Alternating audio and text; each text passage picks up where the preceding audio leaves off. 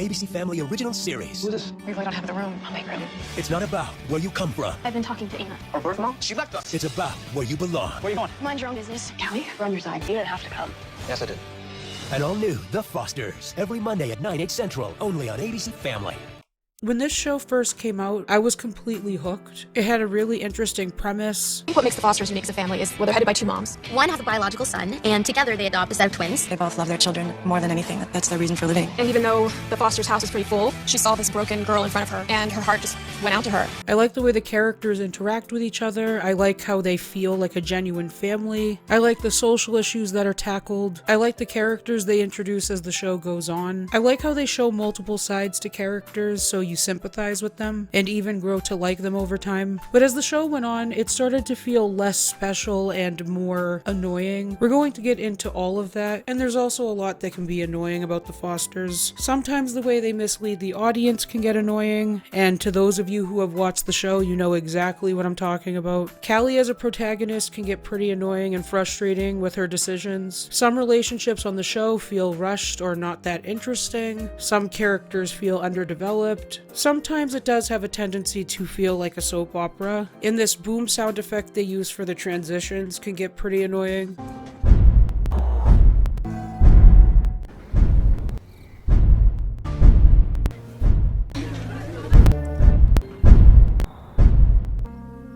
I just remember the show being so proud of itself for being produced by Jennifer Lopez. From executive producer Jennifer Lopez. I am so excited to share with you the new TV series, The Fosters. The show deals with family, parenting, teenage issues, unity, and of course, love. When it first advertised itself, it definitely made it seem like it was going to be more of a drama focusing around the foster system, and it definitely does. But it focuses a lot on melodrama and a lot of shallow romances. Like I said, it's not like the show doesn't have anything to say. I would say about half of the show focuses on foster care issues or how the characters were affected by the system, or focusing on other characters that are affected by the system, or having something to say in some way. It is a big part of the show, but also remember that this is an ABC family drama, so the writers have to fill the show with other stuff like cheating plot lines and pointless romances and stuff like that. The writing over time feels like the show is going around in circles with character arcs or development, but despite it all, I still really love this show. So for those that don't know, The Fosters is a drama that aired on ABC Family, or I guess now it's Freeform, that follows Callie Jacob, a 16-year-old in juvie. She's angry, she's hurt, she's scared. Callie's issues are deeply rooted. Brandon recognizes that she's a good kid and just wants to really be there for her. He's kind of the first person that she opens up to in the family. Of course, the show is grounded by the idea that family is a place of belonging. It's not where you come from, it's where you belong. You're surrounded by love and you're wanted, so never feel alone. You are home with me, right where you belong. As you can see, we have a multi-ethnic family dynamic, which creates intrigue because we don't really get to see shows that focus on the foster system or the relationships within families that do foster. I'm not saying that the show executes this perfectly, but as someone that watched a lot of ABC family shows, and I'm talking about a lot of the ones that got canceled over the years, and trust me, there were a lot of them, this show is one of the better written on the network. What would you do if you suddenly woke up and found yourself living a nightmare? Episode 1 starts off with a juvenile detention center for girls, where our protagonist gets jumped by some other girls looking to make trouble. He was on mouth the other day when I confronted you in the showers. Lost my yard privileges because of you.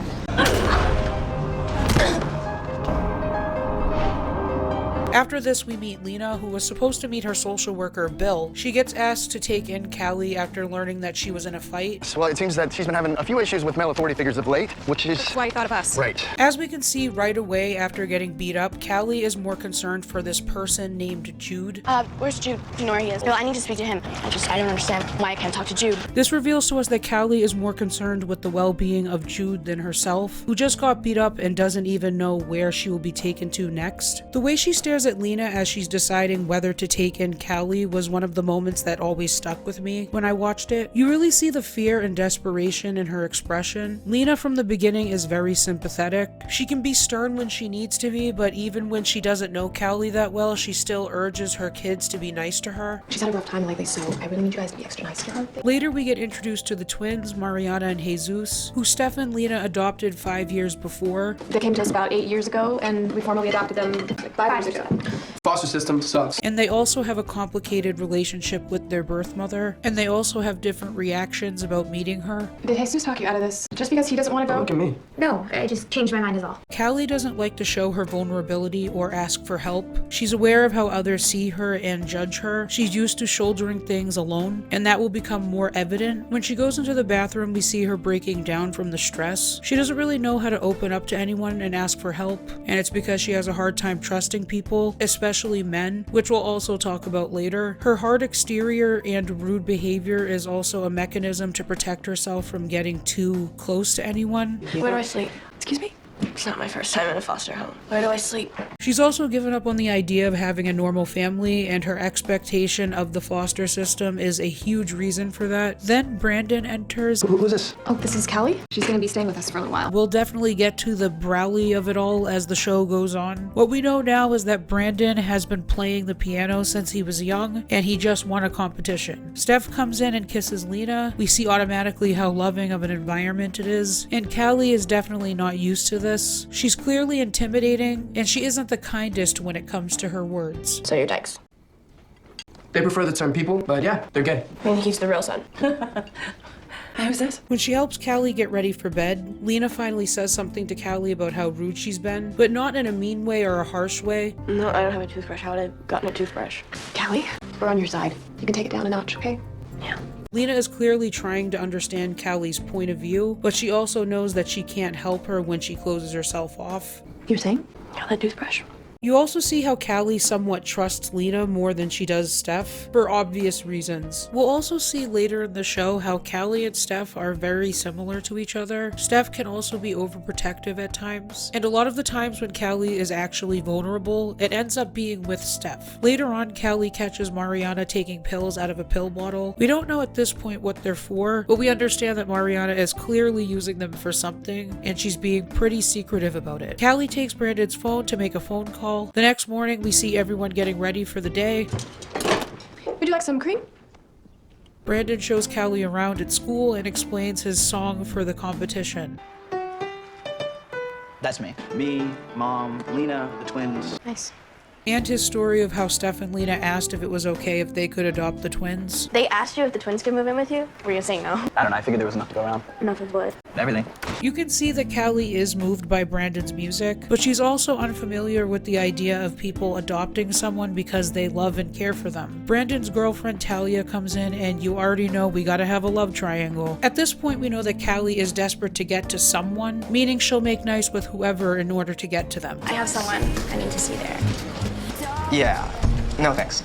Good luck. Jesus changes his mind about wanting to see their birth mother, probably because he doesn't want Mariana to go alone. I don't think I'm ready. That's why I'm trying to go with you. No, thank you. We learn over time that Jesus is angry with their birth mother and her decisions, and that's why he clearly doesn't really want to have a relationship with her. He knows he's in a better place living with his new family, but Mariana feels like something is missing, and her feelings are valid for wanting to see her mother again. It's not like she doesn't have love for her family, but she also has unresolved feelings with her birth mother. Mariana also doesn't want Jesus to go with her because she's already secretly talking to her. We'll also see later how Mariana does have some insecurities around being adopted. You two know that it's not true what Callie said, huh? You two are every bit as much our kids as Brandon is, yes? Mariana approaches Callie and makes a snarky, assumptive comment. Gotta meet your pimp.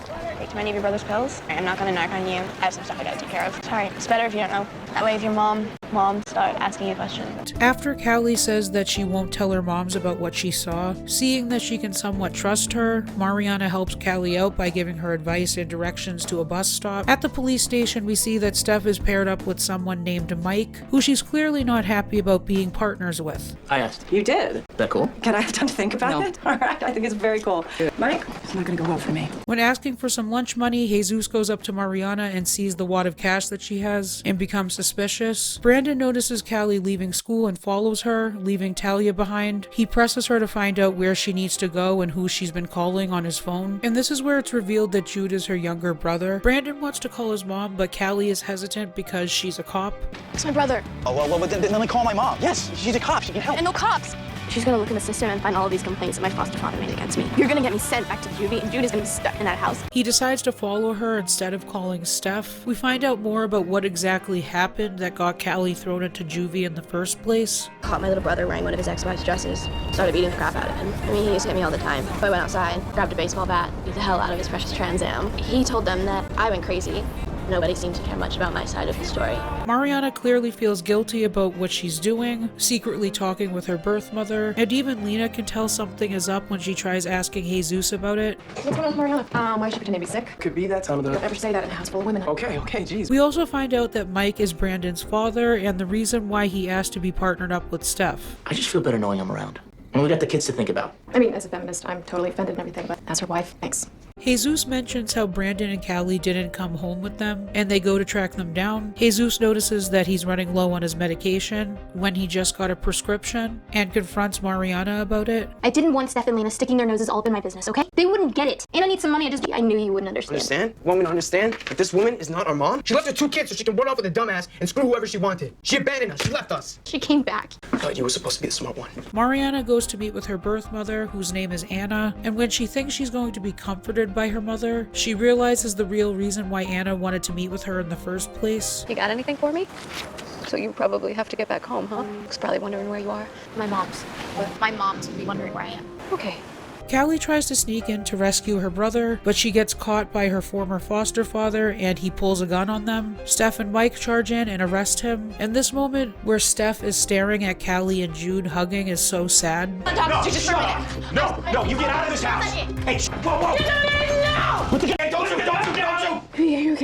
So much is probably running through her head, realizing that everyone has misjudged this girl that just wanted to protect her brother, and she was one of them. Seeing why Callie was so desperate, you can see how she sympathizes with her and everything that she's had to endure. It's just a really good character moment. Even after all that, Callie just wants to make sure that her brother is safe. Like, if you want to send me back to juvie, just promise me that Jude will be somewhere safe. Callie doesn't value herself at all and has gotten used to suffering. You're not disposable, Callie. You're not worthless.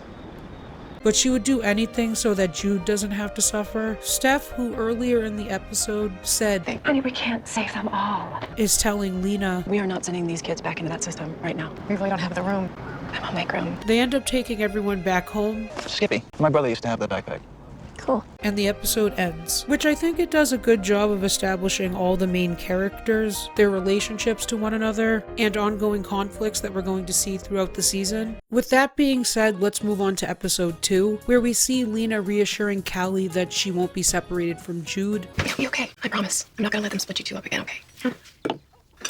Mariana is freaking out because of her hair. I am not going to school with my hair like this. Well, then you're not going anywhere, ever again. And Steph is lecturing Brandon about his decision to follow Callie without calling her. And I don't know, I really love the way they write Steph's dialogue. Running off chasing after some girl, Colin, even if it was to help her brother. And this is pretty out of character for you. We are not going to ground you, but I am telling you, this will never, ever happen again. She really sounds like a stern mom, but also one that's fair and isn't just mean all the time. It just feels natural the way she talks to her kids. I genuinely feel that she is a mom that would do anything to protect her children, and dialogue can really help convey that. Jesus has ADHD, which is why he's taking medication, and the show starts to set up that Jesus stops taking his medication because he doesn't want Mariana to get in trouble for taking them and selling them. We also learn some more about Callie and Jude's previous living circumstances. After hearing all the trauma that they've had to endure. When Callie was 10, her mother died suddenly. Her father obviously wasn't in the picture, and there were no other family members to call on, so they were put into the system. They haven't been able to land anywhere for more than 6 months at a time. They're really great kids. They just had bad luck. It's just so heartbreaking. It makes Lena and Steph more hesitant about putting them back in the foster care system. Lena is also a little worried because of all the trouble that Callie has gotten into. I keep thinking about seeing you and Brandon in that house, and I cannot help but connect that back to Callie.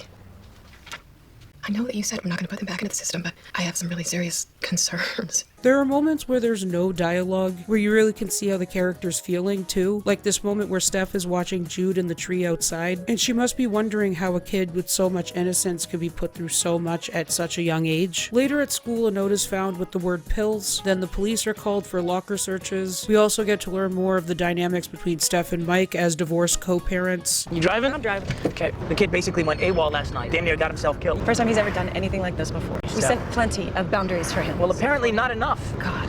Mike clearly has some hostility towards Lena, even though some time has passed since their divorce. I imagine that going from seeing your wife and a kid every day to now having to co-parent with your ex-wife and her wife can't be the easiest. So Lena thought that he's very well aware of the consequences. Oh, Lena thought. Okay, Right. take it easy, easy. I'm sure hippy-dippy Lena with her PhD in child whatever the hell it is has some opinions about why punishing him would damage his blossoming sense of self, and you should have talked to me about it first. Especially since Steph was clearly struggling with her sexuality while she was married to Mike. He probably feels like he has less of a say in how Brandon is being raised, especially because he can't see him every day. Callie, who's very overprotective of Jude, goes to visit him during class. You can see that she's clearly afraid to be separated from him again after what they've already gone through. Later, Callie is hiding out in the music room where Brandon ends up finding her. She makes fun of him for a bit for never getting in trouble and brings up something that Brandon has probably never thought about. I wonder how you even know who you are if you just do what everybody else thinks you should do. We also learn that Callie's mother taught her how to play some guitar before she died. Talia shows up at the perfect moment to see Brandon and Callie, so we already know she's going to be up to no good. Jesus' storylines, I will admit, are more on the bland side because it focuses more on his relationship with Mariana's best friend Lexi, and obviously him sneaking around with his sister's friend is an added layer for drama and conflict. I can't say that it makes him stand out as a character in any special way. However, I was interested when they somewhat focused on his ADHD. It could have been something that really started to affect him during school, but the show didn't really go in that direction. I'm not saying I even hate him as a character because I think there's things to like. I also find him funny at times. I just don't think he stands out as much as other characters on the show, and that's honestly because the writers didn't really see his potential. I'm going to talk about this more when we get to the whole Jake T. Austin and Noah Centineo debacle. Mike ends up starting something when he wants to discuss Brandon's punishment again, and I just feel so bad for Steph here, who's in the middle of the whole thing. Lena, you know that I think you are his mother, too. No, that's fine. That's fine. I'm not his mother. I'm not his father. Mike is right.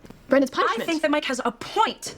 Mike has a point about how he wasn't really included in the punishment. I think it could have been handled differently without punishing Brandon, especially since there's no way that he would have done that if not for helping Callie. But Mike was clearly clouded by anger when he found out that Steph and Lena made a decision without him. With all due respect, what you think isn't really my concern. Hey, wait a minute, Mike. Lena is his parent, too. But I'm his father and you're his mother. Excuse me? That's really where the anger is coming from. He hasn't fully accepted the current situation, and so he resents Steph and Lena to a degree, and is taking it out on Brandon, who I imagine is just whiplashed when he comes in and finds out he's getting punished all of a sudden, when his mother said that he wasn't earlier. It feels like for Mike, he's angry because he isn't as involved in Brandon's life, and he blames Steph for that to a degree. Brandon also uses this as an opportunity to just let it all out. And since when do you even care? Excuse me? No, seriously, Dad, when do you even care? You're never around. When have you ever cared? You call me once, like every 2 days, 5-minute phone calls. Why should I even listen to you? Let me know who I'm supposed to be taking orders from. Mariana goes to talk to Jesus because she clearly feels guilty that he doesn't have his medication. You can't skip your pills. You still have a few left, right? How about you keep taking them, and you take them until you run out, and then we can tell Mom to drop the rest on the sink or something. In case I haven't said it. You haven't. Well, I'm sorry. There's a nice moment between Callie and Jude when she's helping him with his homework. Answers for you should have known that. You should have known that. I did know that. No, you didn't. Yeah, I did.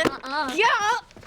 Stop it. How long are we gonna be here? I don't know, kid. Finish your homework. Jude is clearly behind academically because of not really being able to be in a stable place for too long. Lena is also upset because she feels like she isn't allowed to parent Brandon like his actual parent. Honestly, all perspectives here are understandable. Mike is angry because he feels excluded. Lena is angry because she also feels excluded. And Steph wants both of them to have an equal say in Brandon's punishments. I'm just gonna be good time stepmom from now on. Candy, Brandon? Sure, help yourself. Want some booze? No, how about some heroin? Mike seems to not really want Lena to be involved to a certain degree, and this is where the problem really lies, because he hasn't accepted that she is also Brandon's parent. It's like he sees her as a stepmom. Meant to do, but you asked. What was I supposed to say? You lie, Steph. You lie. And we're all just trying to do our best to figure this out. It's no fun playing peacekeeper between you and Mike when you're acting like Israel and Palestine. Steph and Lena eventually talk it through, and like I said, Steph just feels caught in the middle. Steph also goes up to talk to Brandon about what he said to Mike and tells him to apologize. He's a good man. He's a good dad, and he does care very, very much. He always has. I'm sorry, I didn't mean any of it. By the way, Lena, I want you to know that if you ever need any heroin, she's happy to help. Huh?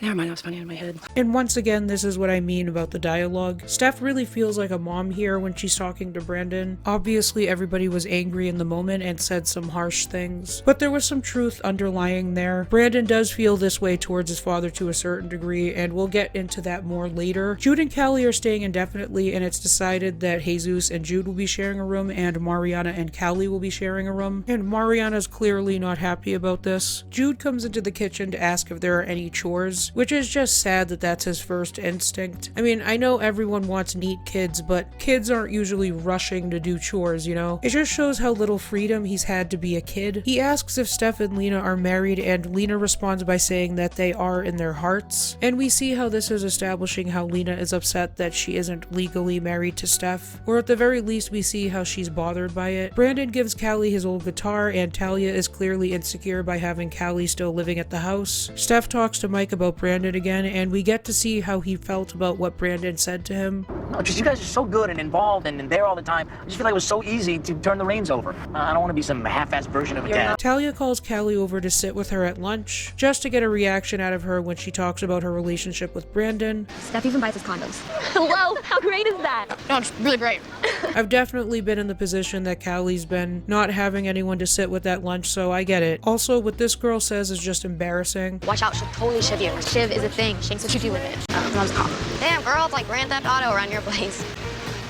She's also stupid enough to snort crushed pills in the school bathroom in the middle of the day, and she ends up getting caught. She blames it on Callie instead of snitching on Mariana. Steph and Lena confront Callie about the situation, and you can tell that they don't really believe her. We've been told that you stole Jesus' pills. You've been selling them at school. Is this true? Is this true? No. You sure about that? And why would the students say that you did? Well, I guess I'm just an easy target. Which makes sense to a certain degree. They don't know much about her, and because she was in juvie, they're assuming the worst of her. After realizing what Anna really wanted from her, Mariana sees how her two mothers actually care about what's going on with her. When Anna just took all that money from me, like I was an ATM or something. Not even a person, much less her daughter. I thought, well, at least I have two moms at home who love me. Mariana still has fear of abandonment, and even if she's in a secure home, that feeling doesn't just go away, which is why she wants to be accepted by the one that abandoned her. Just as Mariana is about to come clean about what she did, Jesus steps in protecting her and saying that he was the one that sold the pills at school. I did it. I was feeling like a freak. Just tired of being the kid with ADD. Everyone always asking me, did you take your pill? Did you take your pill? You know, so I stopped. Steph and Lena go out to apologize to Callie for not believing her. We feel that trust is something that has to be earned. We would really like to start earning yours. Yeah. It's a nice scene where they recognize that they've prejudged her again, and because she told the truth in that moment and waited until they found out the truth, they trust her more and apologize for not believing her. And this also shows Callie that she can be trusted by others. Callie also knows that she can't go to Steph and Lena with what she knows. So they believe me. When she makes this comment to Brandon after he approaches her, he asks if she did it, and she replies asking, What do you think? And this also shows us how Callie wants to at least be trusted by one person, because she's usually looked at with mistrust. We also find out that Mike called and apologized to Lena for how angry he got the other night. I don't know, maybe we should call Mike. Oh, it was feisty. Mike didn't mean what he said about. I know. Mike called me, we talked. What did he say? That's between me and Mike. I don't think Mike is angry with Lena, even though he blamed her in the heat of the moment. I think he's angry with Steph and how she left with their son. When Jude says this, I'm glad we're staying. I like it here. Callie responds by saying, Don't like it too much. because Callie doesn't want to get her hopes up about having a permanent home. In episode 3, we find out that Jude needs to pass a proficiency exam to continue staying at Anchor Beach. Part of the reason he's so behind right now, because he hasn't had anybody to look out for him. The only sense of security this kid has in the world is his sister. Because he's behind, Lena tries hard to help him prepare for the test. We also get some more Bradley tension when Callie sees Brandon kissing Talia at the classroom door. Mariana's insecure because she thinks Jesus likes Lexi, which, like I said, is something we'll have to all put up with, even though I don't really care about this plotline as much. Mariana tries to offer Callie some of her clothes, which Callie rejects her offer, and then Mariana tries to secretly hide her jewelry box, and Callie calls her out for it. I'm not gonna steal your earrings. I mean, what am I gonna do, sell them at school? Don't talk about things you don't understand. You stole your brother's pills, you sold them at school, and then you let your brother take the fall for you. I never asked, but you let him. When they're going to sleep, Mariana starts trying to explain herself again to Callie. I'm not just some selfish bitch, you know. I didn't sell the pills for me. Why'd you do it? For my birth mom. Did you hear me? I'm listening. Mariana still cares about Callie's opinion, even though there really isn't a reason for her to explain herself to someone she doesn't know that well. These are nice moments that start to show that the characters are getting to know each other and starting to bond. Mike asks Brandon if he wants to move in after hearing complaints about how crowded it is at the house. I only get you the one night a week. I'll be going off to college before too long and kind of feel like I'm missing out. Obviously, Brandon is thrown off by his father asking him this, but he starts to consider it seriously. When he brings this up to Steph, you can see that she's really upset by this. Steph, although she allows her kids to have some freedom, she still feels secure when they're close within her control, so she immediately doesn't let Brandon have a choice on the matter, and this upsets him. And we are just 2 for 2 with episodes where Brandon is just laying it all out there to his parents. You're not an adult yet. I should get a say in this. Well, you don't. When did I ever get to choose anything? How about choosing if I have 2 moms? Do I get to choose that? Anytime anyone disagrees with you, stop talking, be quiet. You need to watch yourself, young man. Well, watch this, Mom. Brandon! I know that Mike wasn't intentionally trying to start anything, but trying to offer his son an alternative solution to his problem. He probably should have mentioned it to Steph first before saying it to Brandon. All of this with Brandon is just payback? For what, figuring out I was gay and leaving? It's a little late for payback, Steph. I think so. It's regret. I got a kid who's going off on his own. I'm just trying to do something right. I think Mike mentioning it without thinking also shows that he wants to have some say in Brandon's living situation. He's clearly frustrated from the lack of control he has over the situation. I think he was just trying to make his son feel better. A part of him probably also wanted to plant the seed because he wants Brandon to live with him. Mike lives on his own, and compared to the loud, busy house of people that Brandon lives with, you can see how quiet it is at his apartment. So you really do kind of start to feel bad for Mike. Brandon comes back later after cooling off and apologizes for what he said to Steph. And it's up to you where you want to live. Stay here, you move in with your dad. It's your choice. Just let us know what you decide. Even though this is more about Steph not wanting Brandon to leave, she ultimately lets it become his decision whether he lives with his father or not. Brandon also seems to be more comfortable talking with Callie about his issues than with Talia. Because, from what I can tell, you seem pretty happy. I am. It's my house. It's where I grew up. And this causes tension later in the episode when Talia says this. Now that Brandon's moving in with his dad. And Callie responds with this. Have you talked to him lately? Because I just don't think that's happening. When Brandon comes home to everyone playing a board game, he decides to dampen the mood by announcing that he's moving in with his father. Steph is clearly hurt by this, and I think she really thought he would end up turning it down in the end. I think I'm gonna move in with my dad. Okay, cool. We also see Talia smiling because she was right about Brandon's decision and Callie was wrong. This makes her feel superior, like she knows him better than Callie. Earlier in the episode, Callie was given a writing assignment, and while writing in her notebook, she sticks it in between 2 books so she knows if someone moved it. Later, she notices that it was moved and assumes it was Mariana. Perfect Mariana, I can never do anything wrong. Maybe you should get to know your daughter a bit better. Wait, what does that mean? Don't even worry about it. You're probably right, it's probably my fault. Just forgot or something, probably. We also find out that Jude knows about this Liam person that Callie chose to write about. We also get introduced to Wyatt, a love interest for Callie, over the course of the show. One interesting thing to note about Jesus' personality is that he constantly wants to protect his sister, and that is something that really does make him interesting as a character, that he's willing to take the fall for her so she doesn't get in trouble. I looked over at her face, just at her stupid, scared face, and it looked just like it did when we moved into our first foster house, and I couldn't let her do it. Everyone's always mad at me all the time anyway, so I figured, what does it matter? He doesn't mind being in trouble because he'd rather be the one taking the brunt of it than his sister. Even when he gets angry with Mariana, he also understands why she did what she did. He obviously loves his birth mother, but he's angry and doesn't trust her. He also sees through his mother's manipulation initially more than Mariana can. I also love how supportive Lena is to this kid that she just took in, saying how she'll support him even if he doesn't pass the proficiency test. I only need a 65 and I can stay, right? Yes. Listen to me. Whatever happens, I'm really proud of you, okay? It's nice how naturally she starts to act like Jude's mother, so much so that she's willing to risk her job by changing answers on Jude's test so that he doesn't fail. Lena also tells Steph to go and talk to Brandon so he doesn't feel guilty about leaving. You don't get to have hurt feelings and pout. You have to step up. You have to go help your son. You have to put away whatever it is you might be feeling and be the better person. Again, Steph and the way she communicates with her kids just makes you feel how natural and caring of a mother she is. Just do what makes you happy, okay? You don't have to take care of me or your dad or Lena. It's the other way around. And after having a talk with Steph, that finally convinces him that he was making too rash of a decision. Also, making Callie right about the situation, not Talia. When he goes to break the news to Mike, you can see how hard it is for him even to get the words out because he knows it's going to crush his father. When he finally does say it, you can see how hurt Mike is, even though he tries to act like he isn't, swallowing his hurt feelings so he doesn't worry his son. You can't what? Move in with you. Just do what you've got to do and I'm gonna be all right. I rented it. Fine, you can come play it whenever you want. I'm sorry.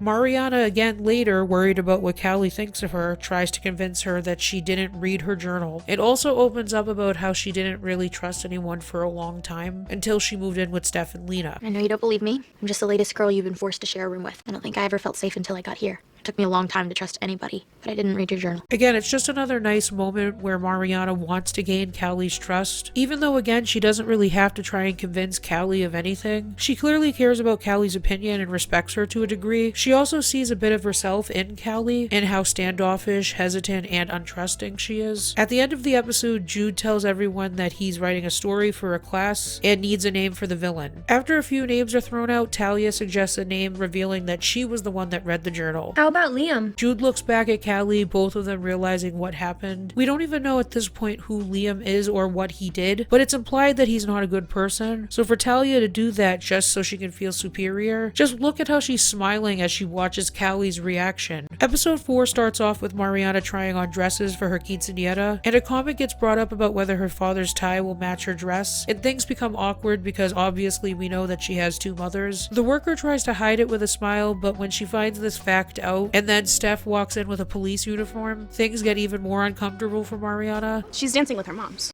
Oh, Sorry I'm late. hi, sweetie.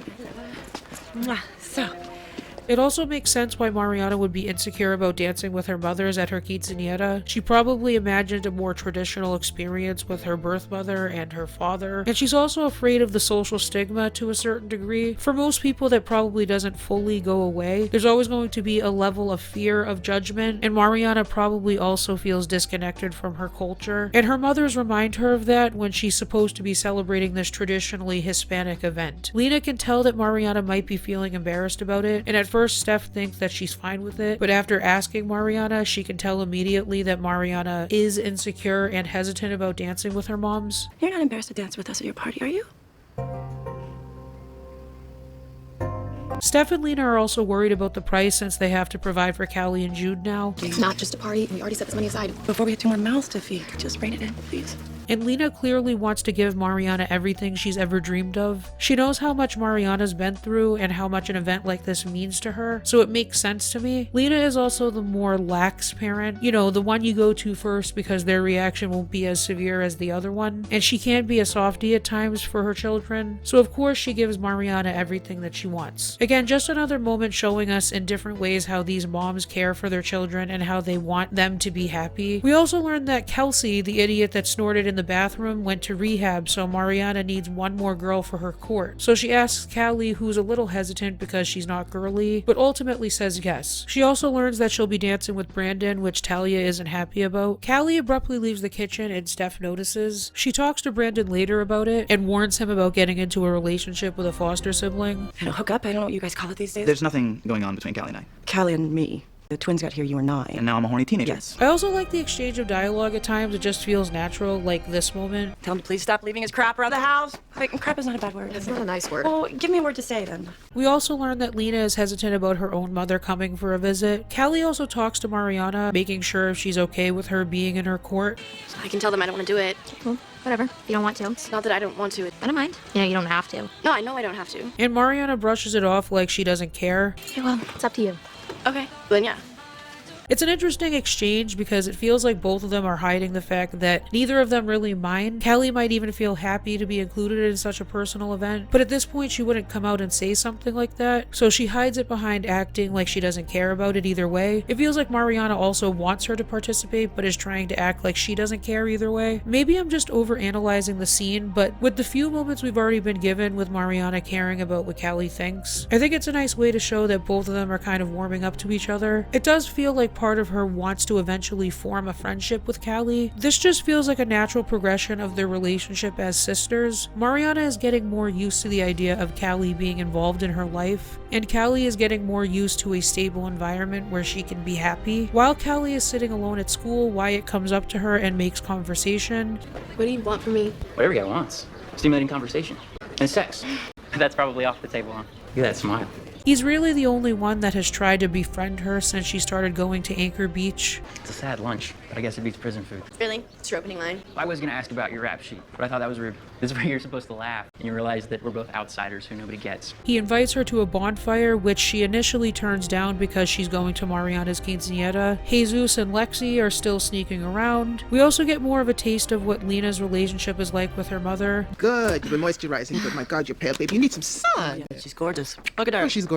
Dana, who is fully black, probably often makes comments like this, not realizing how she's invalidating her daughter's experience as a mixed woman. There's no black woman can tame the maid in 15 minutes. Luckily, you don't have that problem. Yeah, I don't exactly just wake up like this. Baby, that is a compliment. Obviously, Dana isn't telling her daughter that her hair is automatically easier to maintain, but the comment she makes does feel like she's saying that a mixed girl's experience with her hair is less valid than a fully black woman's experience with their hair. It is true that typically darker-skinned people do face more discrimination, but so do mixed people. Is what you've always assumed, that being biracial has made my life easier. Dana, who's always seen her daughter's lighter skin as a benefit to her, doesn't realize that Lena has never felt accepted because of comments like this that her mother makes here. The dark-skinned people have a different experience than light-skinned. By different, you mean more authentic. I mean harder. Like it or not, you will never know what it is like to be a black woman in America. I relate to Lena's experience completely, and honestly, I haven't really seen the biracial person's experience depicted as much on television. So this really spoke to me at a time when I was feeling what Lena was feeling. Being biracial, your experience is constantly invalidated. I've had it happen so much in my family, and this is an experience that I'm sure a lot of mixed people have to deal with because you feel like an outcast to both worlds. You feel like you're too light to fit in with the blacks, you feel like you're too dark to fit in with the white crowd. So as a mixed person, you constantly feel like you don't have anything or anyone to connect to. It can be an isolating experience, and Dana, as a monoracial black woman, doesn't really understand being excluded to that degree. She probably feels more connected to the black community than Lena does, and the black community will always accept her no matter what, even if she doesn't feel accepted by white people. When you're mixed, you just get that feeling sometimes when you don't know who you are or who you're supposed to be. So maybe we are trying to make up for what we couldn't give Mariana,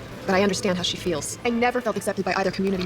The color of your skin has afforded you more opportunities than anyone like me has ever had. That's also why Lena wants to give Mariana that experience, so she can also feel in touch with her culture. And that's why I wanted to have this party for Mariana and why I don't give a damn how much it costs because I understand what that's like, not knowing where you belong. I felt like that my entire life. You know where you belong.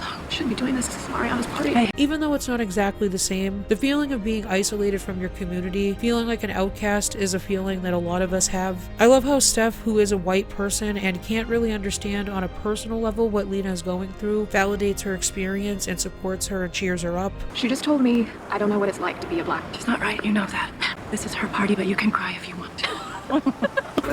When everybody's getting ready to leave for the quinceañera, Talia arrives as Brandon says how beautiful Callie is, and then starts trouble the moment he leaves her alone with Callie. They might decide to keep us. I mean, unless they knew something. Something like what happened with Liam. You make a habit of reading other people's journals? Just people I don't trust. Mike brings Steph some money to help with the cost of the quinceañera. I like that Steph and Mike can be on friendly terms where they can make jokes like this. I wanted to give you this. Child support? That's great. She's lucky to have you two. The great moms. That hurt to say that. No, not at all. Steph at first doesn't want to take the money, but Mike pushes her to. She also asks him if he can do the father-daughter dance with Mariana. Clearly you can tell that Steph is hurt by this, but she still wants her daughter to have the best experience possible. Mariana has actually asked if you would do the father-daughter dance with her. You okay with it? Well, apparently dancing with your two moms is not exactly quince tradition, so just roll with the punches. What about Lena? No, it's fine, really. We wanted to have the party she wants, and this is what Jesus finds out about this and is understandably pissed with Mariana. He vents to Lexi about it, and Mariana overhears them. Right now, you're not being selfish. Mariana's the selfish one.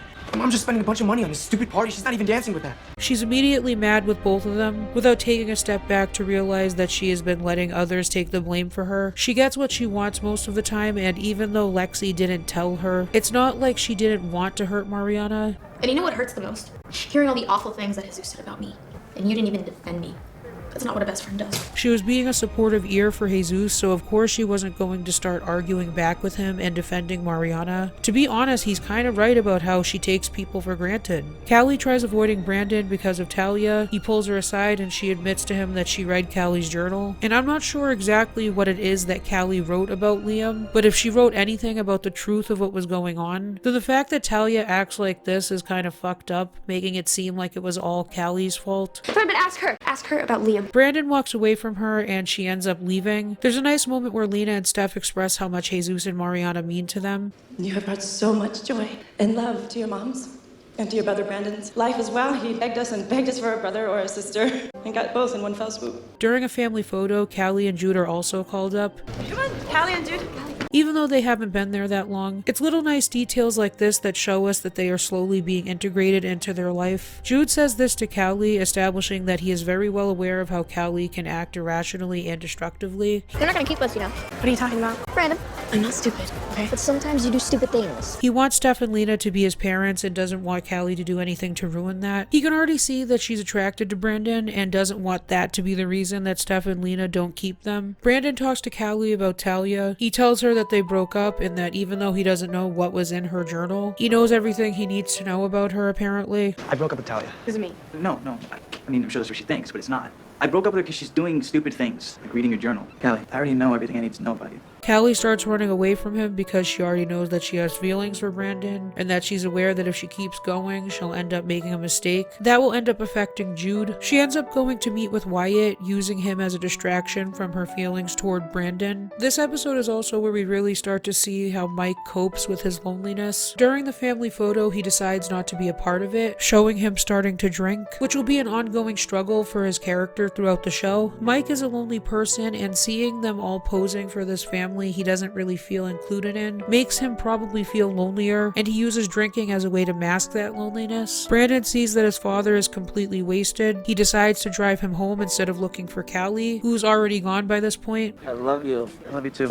So much. You're a man now. Huh? You're all grown up. I wish I could do it all over again. Steph and Lena stumble upon Mariana crying because she feels guilty for being selfish and not dancing with them. I'm sorry. Being selfish. It's a party. It costs so much and we both work so hard. I didn't dance with you. Should have danced with you. Realizing how lucky she is to have parents that support her and care for her. Oh, I should have danced with you. Honey, it's okay. It's not. I'm sorry. I know what you need. Mama sandwich. No. I love you. I love you too. The episode ends with them all dancing together happily. There were some moments in this episode that actually do pull at the heartstrings, I'm not gonna lie. Episode 5 starts off with Lena and Steph throwing a party. Mariana is still upset with Lexi. Taking out the trash? Hey, Why does she have to be here? she's your best friend. Not anymore. Lena finds out her friends might be splitting up, and this obviously is to show that Lena might have some insecurities about this happening between her and Steph over time. We're talking about splitting up. You know how it is. You're so focused on kids and work and paying the bills that you stop paying attention to each other. All the things you used to do for each other, just the little stuff. You start forgetting to do those things and you stop caring that you forgot in the first place. Lena and Steph make plans for a date night so they don't end up emotionally distant with each other. How long has it been for us? Well, it was last. Yeah, if you have to think about it, it's been too long. Let's have a date night, not like we used to. Brandon's jealous of Wyatt. Mariana's trying to hang out with a different crowd so she doesn't have to think about Lexi and Jesus. She starts trying to impress the son of the separating couple, and she finds out that he's into poetry slams. She even goes as far as to pierce her nose to impress him. What happened to your face? Do you like it? No, I don't like it. It hurt? Sorta. Of course it hurt. You punched a hole in your face. Okay, enough. What is happening? And I know that this moment at the end was supposed to be endearing, showing how this kid has accepted that his parents are getting divorced, but I couldn't help but feel a little embarrassed watching this. This is a 100,000-mile ride. 999 miles, we hold hands. There are too many reasons that my mamas found love in each other's presence. Brandon warns Callie that Wyatt isn't a good guy. Since he dated Talia, they had sex, and apparently he dumped her the next day. I wonder where Brandon got that story from. Callie somewhat believes Brandon, but Wyatt explains that he did have a relationship with Talia. They did have sex, and then she became more controlling, so they broke up. I honestly like Wyatt with Callie more than Brandon. Sorry. Apology not accepted. What? If you think you can just attack me, say you're sorry and it's all better, I'm not some pushover who takes a hit and comes back for more. You're gonna have to make it up to me. And maybe it's because I know everything that's going to happen between these two, and because I know that they just can't be together. When Jude sees Mariana painting her nails, she offers to paint his. It's pretty. Do you want me to do yours? Let me do yours too. Okay. Anything new and exciting in your world? Made any new friends? Well, there's this one boy. His name's Connor, and we have math class together. I just love how nice she is to him in this scene, like an older sister just talking to her little brother about life. I like that color. Are you sure it's not too much? I'm going for I'm being carelessly casual, but just happened to be fabulous look for my date tonight. Callie walks in and sees her painting his nails and says this. Don't wear that to school, okay, buddy? Mariana then says this after she leaves the room. You don't have to do everything she says, you know. Callie can be over-controlling when it comes to Jude, and even though it comes from a place of caring, like her not wanting him to be bullied because he painted his nails. You fish? I've never even been on a boat. How do you grow up at the beach but never get on a boat? My dad takes me out. Really? Nice nails. You wearing a bra too? Why don't you guys just grow up? What'd you just say? I said grow up, idiot. We also see that Jude wants to be able to do what he wants without being told what to do. I told you not to go to school with it on, Jude. Go take it off now. Just telling me what to do. Later on, Lena finds Jude in the bathroom trying to get rid of the nail polish on his fingernails. She talks with Jude and explains that she also has to be careful when she's in public with Steph because she understands the social pressures that come with it. She also explains how she's angry with herself for not being able to do what she wants. She gives Jude advice and reassures him that nothing is wrong with him. If you're taught to hide what makes you different, you end up feeling a lot of shame about who you are, and that's not okay. There is nothing wrong with you for wearing nail polish, just like there's nothing wrong with me for holding Steph's hand. Callie can't really fully settle into a new place because she doesn't want to get her hopes up, and she also doesn't want Jude to get his hopes up, which is why she's so strict with him. Callie, Jude's a special kid. But what makes him special gets him beat up. You know, I don't want him to start thinking that the world is like this, and then we move, and then he gets even more hurt when he figures out that it's not. Jude says that he'd rather be happy than always worrying about when that happiness will end. It's easy to feel comfortable here. This isn't our home, and you shouldn't get too invested in these people. Don't you want a family? I have a family. It's not. I like them. And maybe it's not forever. You're gonna get hurt. I already hurt. There's a nice moment where Jude's new friend Connor comes over and sits with him at lunch, and we see that he also painted his nails the same color as Jude's, and it's just a really sweet moment. In an attempt to impress Callie, Wyatt breaks into someone's beach home thinking that they wouldn't be home. You have an eye booker. Seriously? No, I'm just making it up to make you feel good about yourself. But they end up having to make a run for it when one of the owners comes back. Callie is understandably angry with Wyatt and then makes a phone call to Brandon to come pick them up, so she makes it home before curfew. Thanks for bailing us out, bro. Not your bro.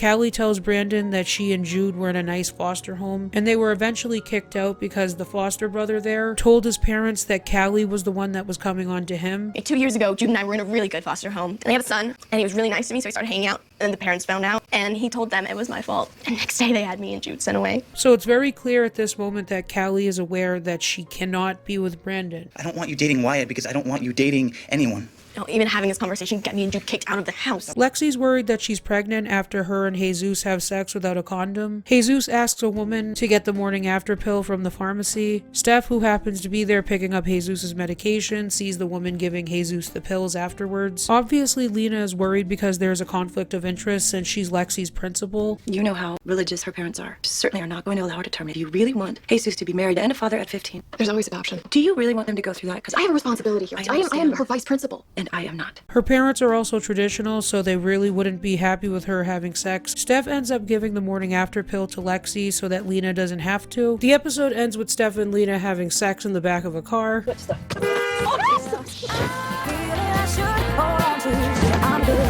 Episode 6 starts off establishing that Lexi's parents are coming over, which, considering that they are traditional, we know that they're against abortion, so we're to assume that they're probably not comfortable with Steph and Lena's relationship. Oh, well, we're just supposed to sit there and make nice with these people who are trying to save Jesus or something? I will not be judged in my own house. If the Riveras had any problems with us, they wouldn't have allowed Lexi to sleep over with Marianne all the time. Jesus also brings up wanting to go to Bible camp. We get some more casual conversation showing us how the family interacts with one another. Did you guys decide what we're having for dinner tonight? I do believe we're starting with some caviar, then having some lobster tails with a side of truffled potatoes. Seriously? No, of course not. Mama's making halibut. Lena notices that Callie has a talent for photography. In group therapy, Callie listens to one of the girls' stories and has some suspicions about her foster family. After group, Callie ends up asking if she wants to talk for a little bit. And after talking a bit about her foster family, Callie ends up letting it slip that she knew the name of the foster brother that was living there. Wait, who, Liam or his dad? I never said his name was Liam. No, I'm pretty sure he did.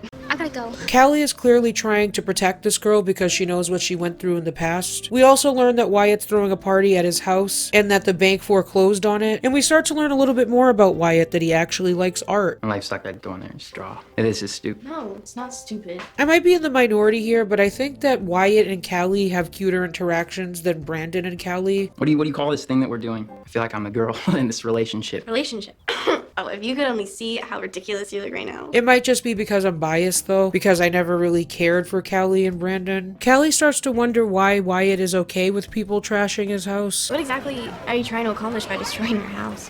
Giving the bank a remodel. Everyone's destroying the house you lived in your whole life and you don't even care. Don't tell me what I care about. But we learn that he really isn't okay with it. I grew up in this house. My mom worked so hard to pay for it.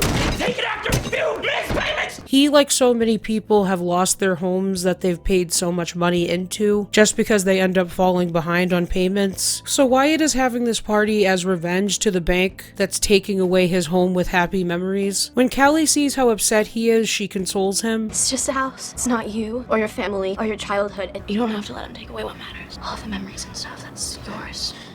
Keeping my memories and stuff. To Callie, obviously she values the idea of a home so much because she hasn't had a stable home in a long time. But she does see that Wyatt does love his home and is sad to say goodbye to it. And it's a nice moment between the characters because Callie also realizes how Wyatt is feeling and understands him more on an emotional level. Later on, as Callie is trying to leave, Liam shows up and threatens her. I'm gonna say this once.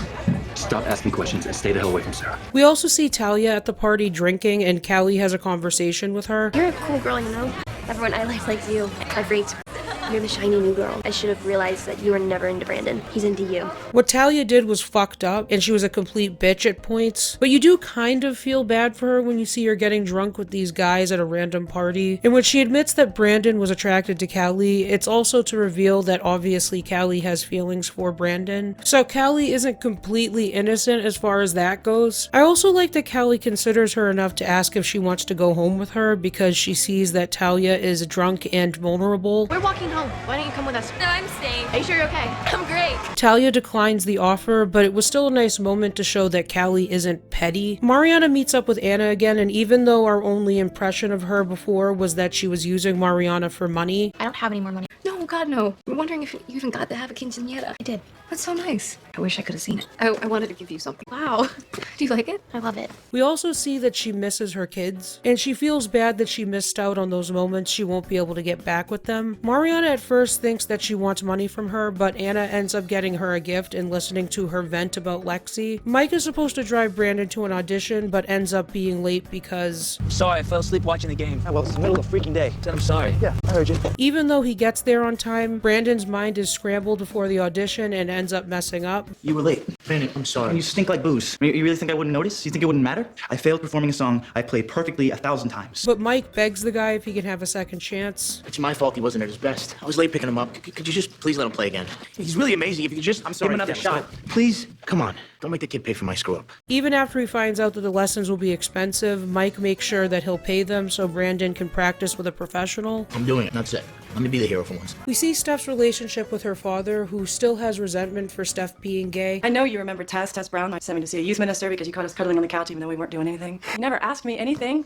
Well, I was being a parent. I was pushing you in the right direction. Her father holds very traditional values, and even though he knows his daughter is gay, he still hasn't accepted that, and thinks her decision to leave Mike and be with Lena was a choice that she made instead of seeing it as her being happy. You had a husband and a son and made the choice to be gay. I made a choice. I made a choice to be happy, Dad. He doesn't understand the feeling of knowing that you're not heterosexual, so to him it just seems like a lifestyle choice that she forced on everyone else. She doesn't trust religion in general because she's always felt excluded. However, Lexi's parents value family over heterosexuality. We do not want to put Jesus in a situation where he might possibly hear anything negative about his family. We totally support this family. What's more Christian than family? Steph's father, who stops by unannounced, gets invited for dinner, and he's surprised by how Lexi's parents don't adhere to everything within Catholicism. The church is not in favor of same-sex marriage. We are. You don't have to subscribe to every teaching or guideline to be good Catholics, or to be good people for that matter. Which was refreshing. I actually forgot about this aspect when I rewatched the show, and I forgot that they went in this direction, so I was pleasantly surprised. You can't just pick and choose. Everybody does. But I have to ask you, you sit at this table and you call these people family, but you don't think your daughter has a right to marry Lena? There's nothing anyone can say to get me to change the way I feel about my family.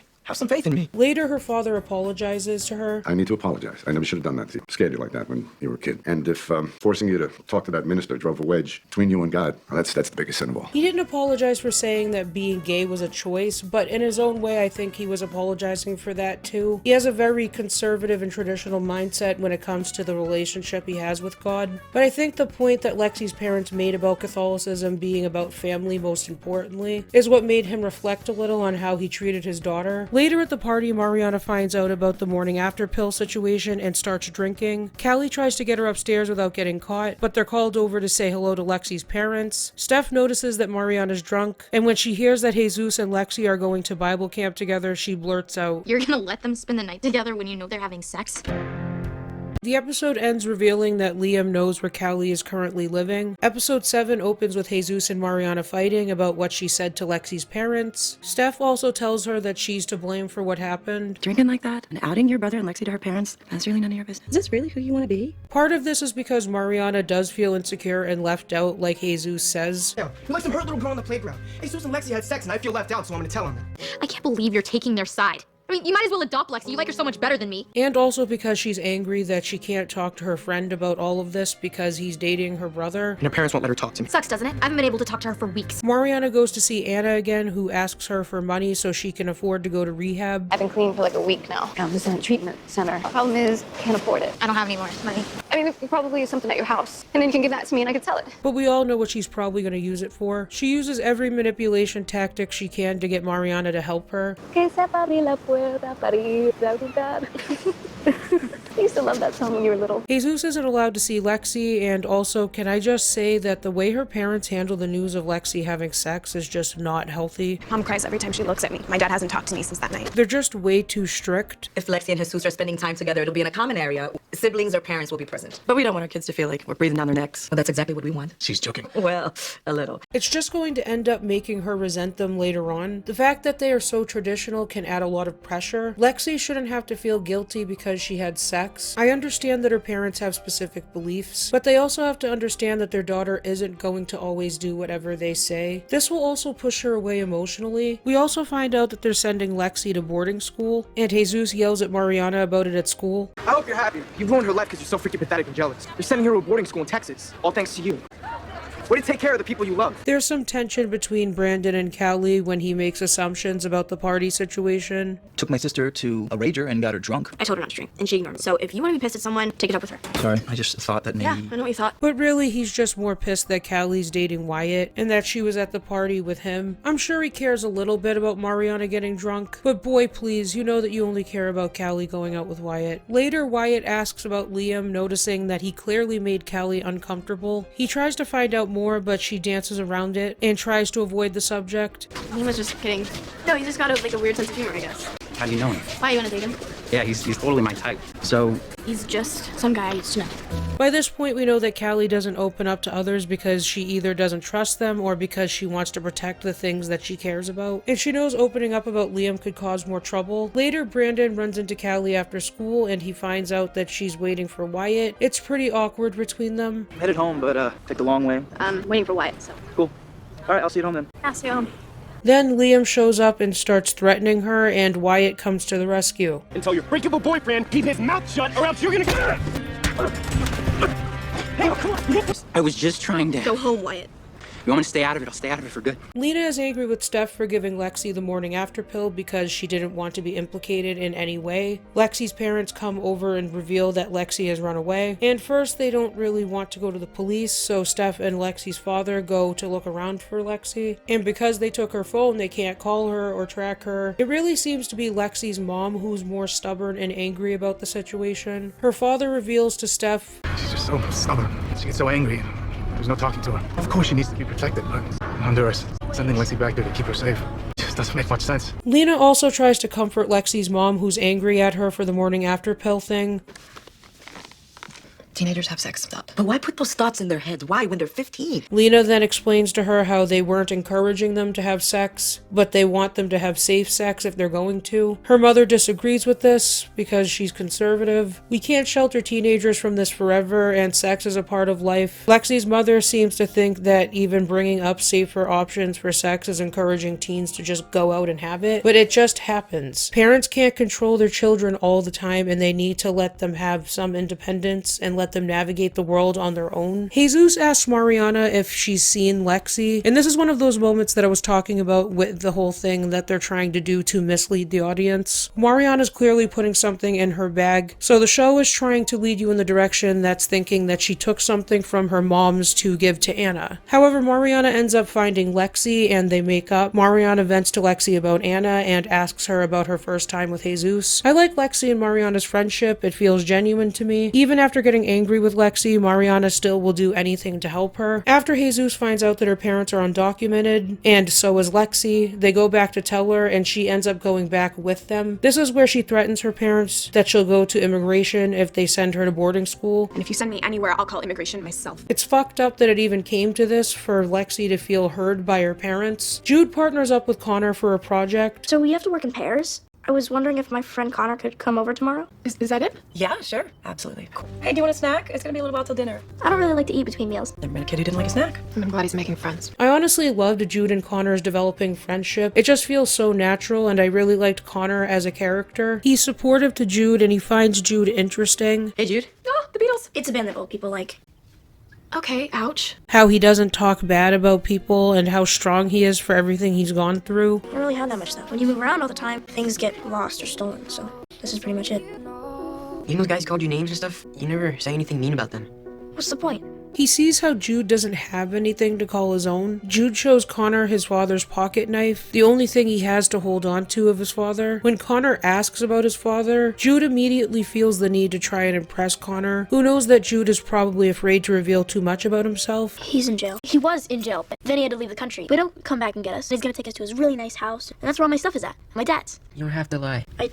Sorry. He's just so nice to Jude in this moment. You wanna play a Ridge Racer? Whoa, this is so cool.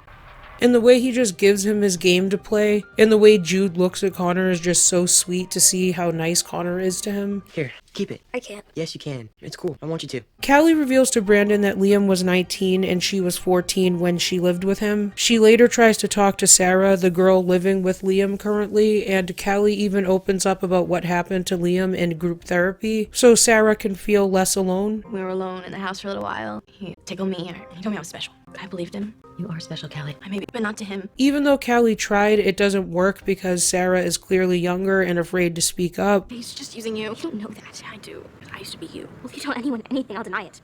So waste your time. It's just gonna come back on you. She also might think that Liam actually knows what's best for her. Callie then reveals to Brandon that she was forced to have sex with Liam. I just thought it was my fault.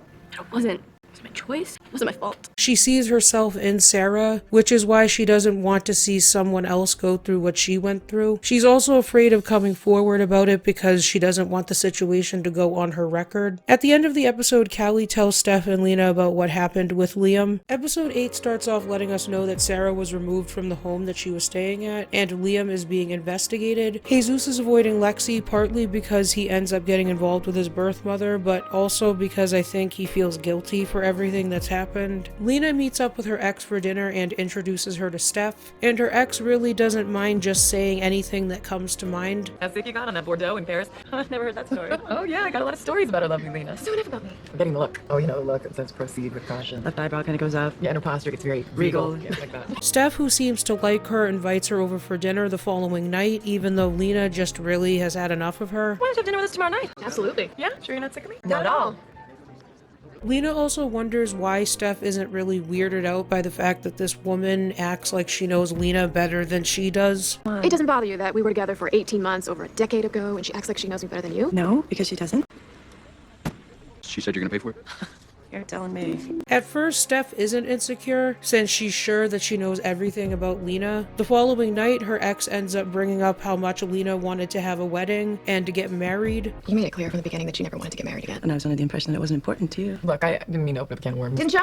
While Steph, who's already gone through that, doesn't really value marriage as highly as she might have in the past. Before? Steph here doesn't believe in gay marriage. No, that's just not that important to us. It's important to Lena, unless you've changed your mind since we were together. Steph is caught off guard by the fact that she didn't know that Lena wanted a wedding this whole time. You want a wedding and the whole thing, Lena? It's embarrassing that I didn't know that. Brandon's teacher tells him that he needs to feel the music emotionally instead of just playing the notes right. He also has a conversation with Steph about Mike's drinking, revealing that he knew it was a problem for a while. He also reveals something that happened in the past. One time, he sort of drove off the road a little with me in the car. Did he tell you to keep quiet about this? No, I was afraid if you knew that you wouldn't let me see him again. It makes sense why he didn't tell his mother about this. He was protecting his father. When Mike and Steph go to make an arrest, Mike ends up getting elbowed in the face, and the guy makes a run for it. After Steph apprehends him, they're later both questioned about what happened, and it seems that even their boss is aware that Mike's drinking has been a problem in the past. When she asks Steph whether he's been drinking again. Steph doesn't know what to answer, but ultimately says yes, and Mike ends up being put on desk duty. I'm not gonna lie for you, Mike. The truth is, you are drinking. The quinceañera, you were drinking. That was a party. Was it a party last night and the night before that? Have I ever come to work drunk? Wow, that's a pretty low bar you're setting there. Want another partner? In case you got one. Mike tries to justify his drinking, but after what Brandon told her, it makes sense why she ended up telling their boss. In class, some guys play a video of Talia stripping at Wyatt's party. Callie tries to comfort her, and you see how Callie does sympathize with Talia and understands to a degree why she was insecure. I know what it's like when everyone's looking at you weird, whispering about you after you walk by. That sucks, big time. You get over it.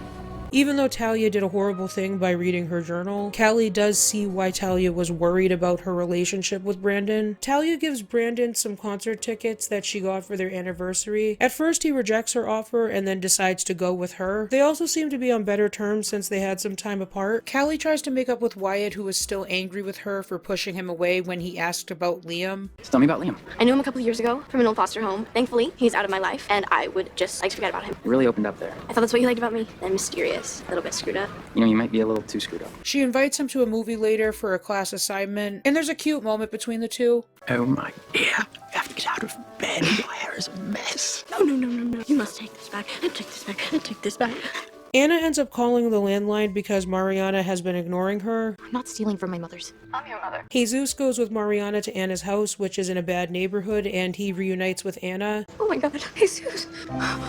Like I've said before, Jesus cares about his birth mother even though he's also angry with her decisions. But seeing how she's living, how her boyfriend treats her... These are my kids. I try to say no, but he gets so angry at me. Jesus. We can't give you money. Sorry. Jesus also feels guilty for his mother and tries to do something so he can help her. Jesus hasn't been around her recently to be manipulated by her multiple times like Mariana has, who is just fed up with her at this point. And then she'll say she needs money to live on, for toothpaste or food or whatever. Only she won't buy food with it. This is what she does. She gets into your head and she makes you feel bad for her, and then she uses you. You see how Mariana and Jesus have now switched positions from the beginning of the season, where Jesus didn't want anything to do with Anna. Mariana warns Jesus that she's manipulating him, but he goes out of his way to find a shelter for her, and he even goes to meet up with her. When Mariana thinks that Jesus is at Anna's, she ends up telling Steph and Lena. Steph grabs her gun and heads to Anna's house. Mike shows up after Lena calls him, and they enter the house. There's a wide shot of the house, and we see 5 individual shots go off, and the episode ends. Episode 9 starts off right where we left off in the last episode, showing us what happened inside the house. I'm not gonna lie, this episode did get me emotional. I would say, even after revisiting the whole show, that this is one of my favorite episodes still. In the house, Steph and Mike search every room, and while Mike and Steph are separated, looking in other bedrooms, we see 2 shots go off from one of the bedrooms, purposely not showing us what happened between Steph and Anna's boyfriend initially. Mike storms in and shoots the guy 3 times in the chest before calling an ambulance. Don't do it. We find out that Jesus wasn't at Anna's and that he was at the shelter with her, and he ends up giving her money when she says exactly what Mariana said she would say. You'll be safe here. They have a bed for you. Okay, thank you. Look, gotta go. No, look, I hate to ask, but I had to leave with nothing, not even a toothbrush. Okay. After that, he leaves and she walks into the shelter. Mike calls Lena and tells her what happened. Hey, Mike, are you with Steph? Listen, Lena. What's wrong? At the house, Brandon and Callie talk about their night out, trying not to get bothered. So, how was your silent movie? Quiet. Actually, Wyatt met me there. No. How was your concert? Good. I actually went with Talia. Oh, was that like you guys? I don't... 2 police officers show up at the door and tell Brandon what happened. Steph is rushed into the ER. Lena and the twins arrive at the hospital. After finding out about Mariana talking to their birth mother, Lena is clearly angry with them, even when she tries not to be, especially because Jesus wasn't even at the house. Why didn't you call or text me back? I wasn't at Anna's house. This never would have happened if you just told me where you were. Don't pin this on me. You brought Anna into our lives. Mike is being investigated about what happened, like why they were at the house alone without backup. Even more reason to call for backup. Unless you had another agenda like abusing your position as police officers to intimidate this birth mother, just wanted to see your kids. They were adopted by Steph and her partner. Your wife's a lesbian? My ex-wife, and what the hell's wrong with you? You want to understand something? One of our own was gunned down. Lena goes to talk to Steph while she's barely conscious, telling her that the kids are all right. The kids are okay. He's here with Mariana and Brandon. We're all here. We then get a flashback of how Lena and Steph first met when Steph was enrolling Brandon in kindergarten. I'm Lena Adams, the assistant vice principal. Hi, I am Steph Foster. Lena lets everyone know that Steph is currently in stable condition, and of course, while someone's already stressed out about whether their loved one will even make it through the night, what does this receptionist ask about? Excuse me, we need to get Mrs. Foster's insurance information. It's Ms. Do I have to do that right now? I'm sorry. Just another day in America, am I right? Brandon is clearly angry with the situation and scared that he'll lose his mother, so he starts to take it out on Mariana and Jesus, who he blames for all of this happening. Who took you in when no one else wanted you? That woman abandoned. This is what you do? Brandon, stop. And you started all this. Back off. She feels bad enough. Yes, she should feel bad. Brandon, you walk away. Honestly, in moments like this, where we see Brandon's darkest thoughts come to the surface about his brother and sister, like this moment where he specifies how his mom is fighting for her life in the hospital, and Jesus responds like this. And because of you, my mom is in there fighting for her life. Our mom's. Brandon is clearly trying to emotionally detach himself from the twins because he's angry, even though he knows that they're his siblings, and that Steph is their mom just as much as she is Brandon's mom. Callie pushes Brandon to walk away and makes sure to reassure Mariana and Jesus. He didn't mean all that. He's just scared. Brandon reveals to Lena that he knew about Anna and that Mariana was selling Jesus's pills, saying that he wasn't thinking about the long-term consequences of it, and Lena responds like this. This is what happens when people don't think. Mike is questioned again, and it doesn't seem like the investigators believe him. Jesus finds out that Mike ended up killing Anna's boyfriend. Honestly, if I were Jesus, I'd probably feel really guilty. Just one phone call to Mariana could have prevented all of this. Jesus responds by saying this. Is he dead? Yeah, good. I mean, can you blame him? After seeing his mother going through the same cycle of abuse with men and drugs after all this time, of course he'd feel somewhat relieved that this guy is dead. However, Mike responds by saying this. Hey, when someone gets killed, it's never good no matter what they did. Showing us that Mike does feel bad and guilty about having to kill someone. Lena, Brandon, Jesus, and Mariana go back to see Steph quickly before she's transported to surgery. Lena is clearly emotionally exhausted and she's still holding back her anger with all of her kids for different reasons. I'm trying really hard to forgive them. I'm sorry I'm not doing a better job. We also get a really nice flashback that shows us how Steph met Mariana and Jesus. After being dropped off by their foster parents, a young Mariana and Jesus are sitting and waiting, probably just hoping that they won't be separated. Hi guys, my name's Steph. What's yours? Jesus and Mariana, your brother and sister? Or is this your wife? I'm sure you guys probably don't like candy, but I don't know, just in case. I'm going to be really honest for a moment. When I was a kid, I was also in a similar situation as this, being taken away from my mom for a short amount of time. That's probably why I connected to this show so much when it first came out, and even though my experience is completely different from anyone else's, I will never forget that feeling of being ripped away from my mom and not knowing where I was going to. So that's probably why this scene hits me emotionally so much. Seeing that these two kids have clearly been shuffled around, not knowing who will take them in, not knowing if they're ever going to see their sibling again.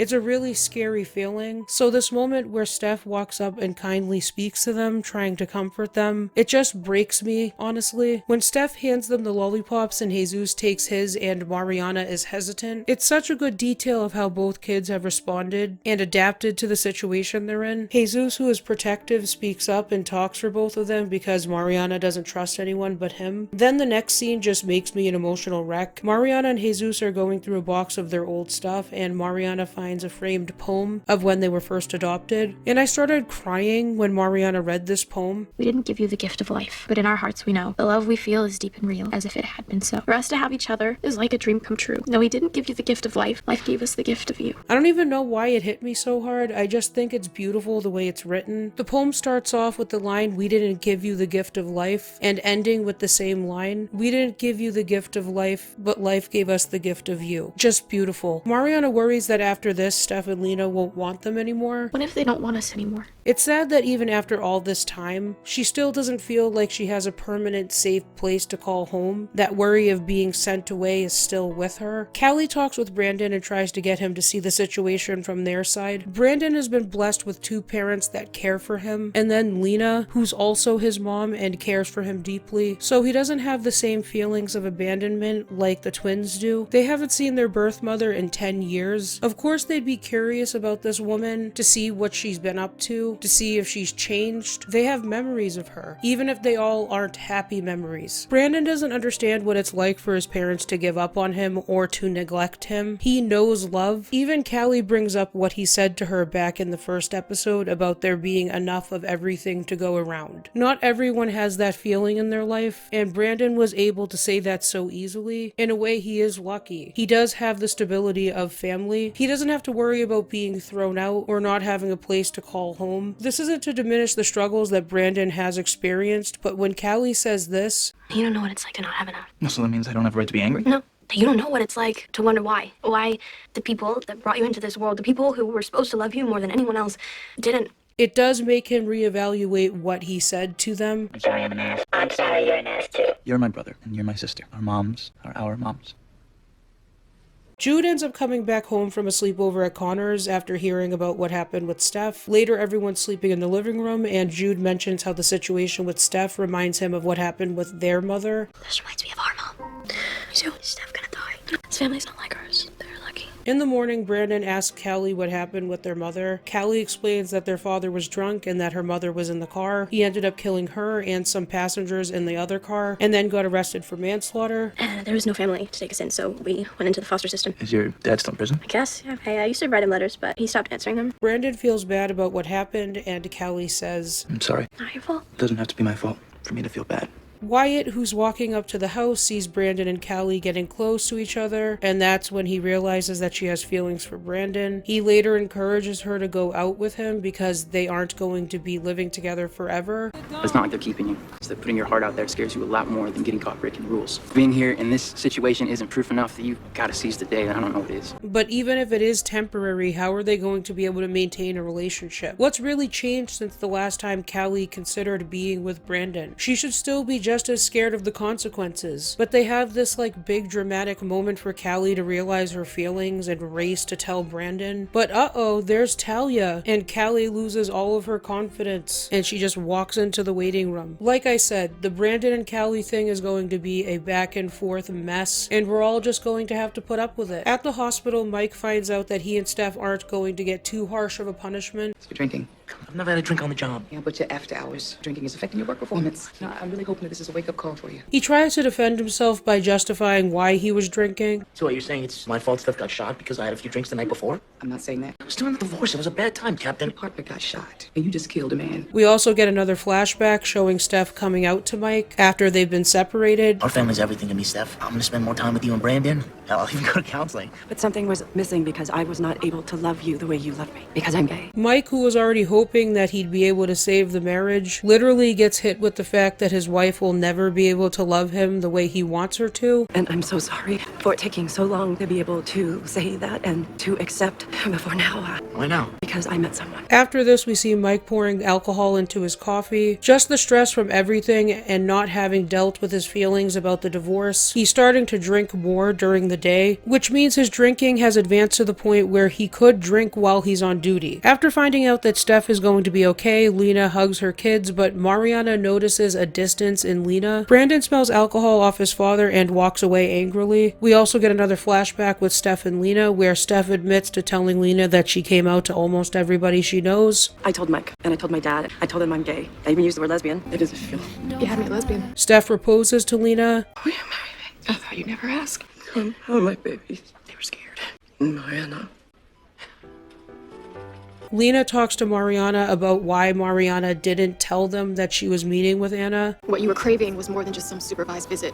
You were wanting a relationship with the woman who gave birth to you, who you look like, who had it together now and regretted not being able to keep you. Mariana makes this statement back in episode 1. I didn't want Steph and Lena sticking their noses all up in my business, okay? They wouldn't get it. She wanted her birth mother to finally apologize and try to form a new relationship with her. I know it must be hard to understand how your birth mom could have chosen drugs over you and your brother.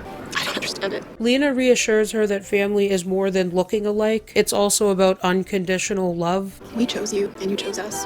DNA doesn't make a family. Love does. We love you, and that is It's never gonna change. We also learned that apparently Anna was there when the shooting went down. Mike tries to talk to Brandon about his drinking, but Brandon doesn't want to hear it. You were drinking while Mom was in surgery. You know who does that? An alcoholic. Don't walk away from me. Get away from me. I'm done with you. Lita threatens Anna when she sees her at the hospital. If you ever go near my kids again, it'll be the last thing you do. Mike goes back to check on Steph. He obviously feels guilty that they didn't call for backup, but Steph was already going to make the choice to charge in there because she thought Jesus was there. It's revealed by the end of the episode what really went down in the bedroom before Mike charged in. So he technically shot first and then dropped the gun. The way it's filmed and staged is kind of awkward because you can't tell if Steph got shot the first time or when he dropped the gun. The show has never been perfect with staging scenes like this. It's not a huge deal, but there are other cases of this in other seasons, so we'll get to that when we get there. The episode also ends with Mike going to AA, which is a step for his recovery. Episode 10 starts off with Steph back at home. Her mom's in town, everyone's planning for the wedding, and Steph is questioning the logic of it all. 2 women walking down the aisle, really? Who's waiting at the other end? Why are we being given away? To whom are we being given? It's kind of silly, don't you think? I don't know if it's silly exactly, but yeah, it's not us, that's true. You can kind of tell at this moment she's more going through with the wedding for Lena's sake because she knows she wants it, but Steph is still hesitant about the whole idea of marriage because the ideas she was told about traditional marriage keep creeping in. She doesn't even want to allow herself to enjoy it because she feels like she's doing something wrong, and that's because she knows her father doesn't want to be a part of it. This is a big reason why she's been afraid to want a wedding with a woman, and it was one of the reasons her relationship with her father was severed. Annie Potts plays Steph's mom, and I just think that she does a great job as her mother throughout the show. Sharon asks Frank straight out if he'll be going to the wedding. I'm just assuming since it's your only daughter's wedding that you will be there, right? You need to let go of whatever's preventing you from RSVPing to your daughter's wedding. Unless you want to risk losing her forever, you need to get over yourself. Put on a nice shirt and haul your saggy ass to that wedding on Saturday. And because this belief of marriage being between a man and a woman is so ingrained in him at this point, he's having a hard time trying to accept his daughter's wedding. And the fact that he's going to miss his daughter's wedding, a memory he'll never get back just because of her sexuality, is just something I just can't get behind. Lena is also worried about Steph after she got shot. It's a constant reminder, you know. You'll probably be going back to work soon, and it just makes me... I know. I can't stay home forever. I'm making my peace with it. I'm gonna marry you. I'm gonna marry all of you. Scar, the bullet, and the cop. And we see a bit of Lena's worries when it comes to Steph's work throughout the show. It's not as focused on as I would have liked it to have been, but this is a concern that will come up again over time. Callie finds out that because of the lack of evidence in her case, that most likely wouldn't go to court. You're saying that nobody will believe he forced me to have sex, but they might believe that I did it because I wanted to, and that Liam would go to jail for that? Yes. Brandon tries to talk to Callie about the Liam situation, and she doesn't want to hear his words of encouragement. I'm sure it's gonna work out somehow. You do not get to say those things to me. I don't live in this magical world where everything always works out. Stop with the pep talks. The only way to get a jury to believe that I'm telling the truth is if I lie. And how is that okay? Partly it's because she has feelings for him and doesn't want to hear words like that from someone she can't be with, and also because she has a hard time believing that good things will happen to her. Everything I could do to not just stand up and shout, this girl is not her file. I can't imagine how awful that must feel to be reduced to a few sentences about every mistake you ever made. The girl just needs a break. Mariana talks to Callie and gives her words of support. But I do know a lot about lying. One lie to all these other lies. And before you know it, things are just, you know. But I really want you to put that bastard away. Callie testifies in court and goes against her lawyer's advice and tells them what Liam did was non-consensual. I want him to go to jail, believe me. In order to make that happen, I would have to give away the only thing I have left, my truth.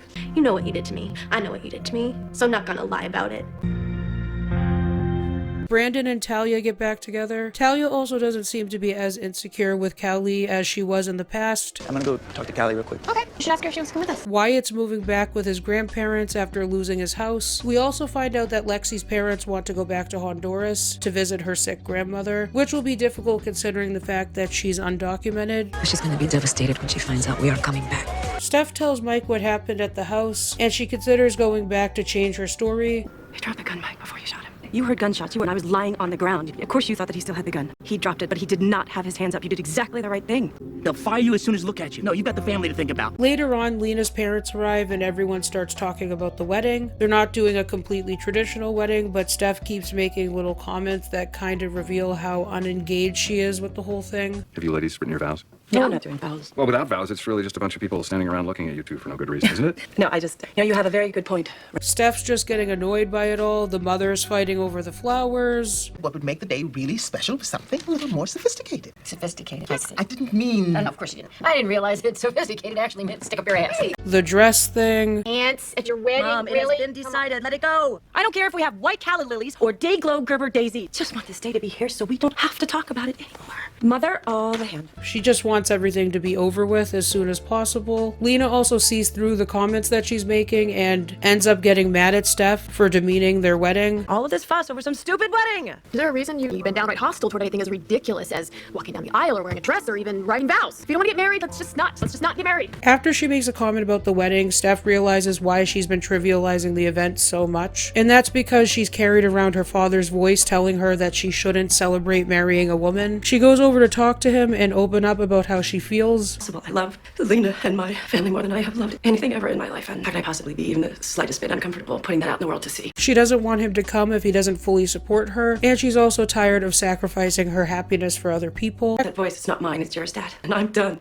And I don't want that voice at my wedding, Dad. I don't want you there. If you can't get behind this wedding, I don't think you should come. When she goes back home later, there's a nice heartwarming moment with her mother. And I know I didn't turn out to be the daughter you dreamed of. I can't wear a dress just because you want me to. I can't believe you'd even say that. I don't care if you wear a bikini or overalls, but you're right about one thing, you're not the daughter I dreamed of. You're better. She then goes to talk to Lena and tells her how she wants to marry her. Of course I want to marry you.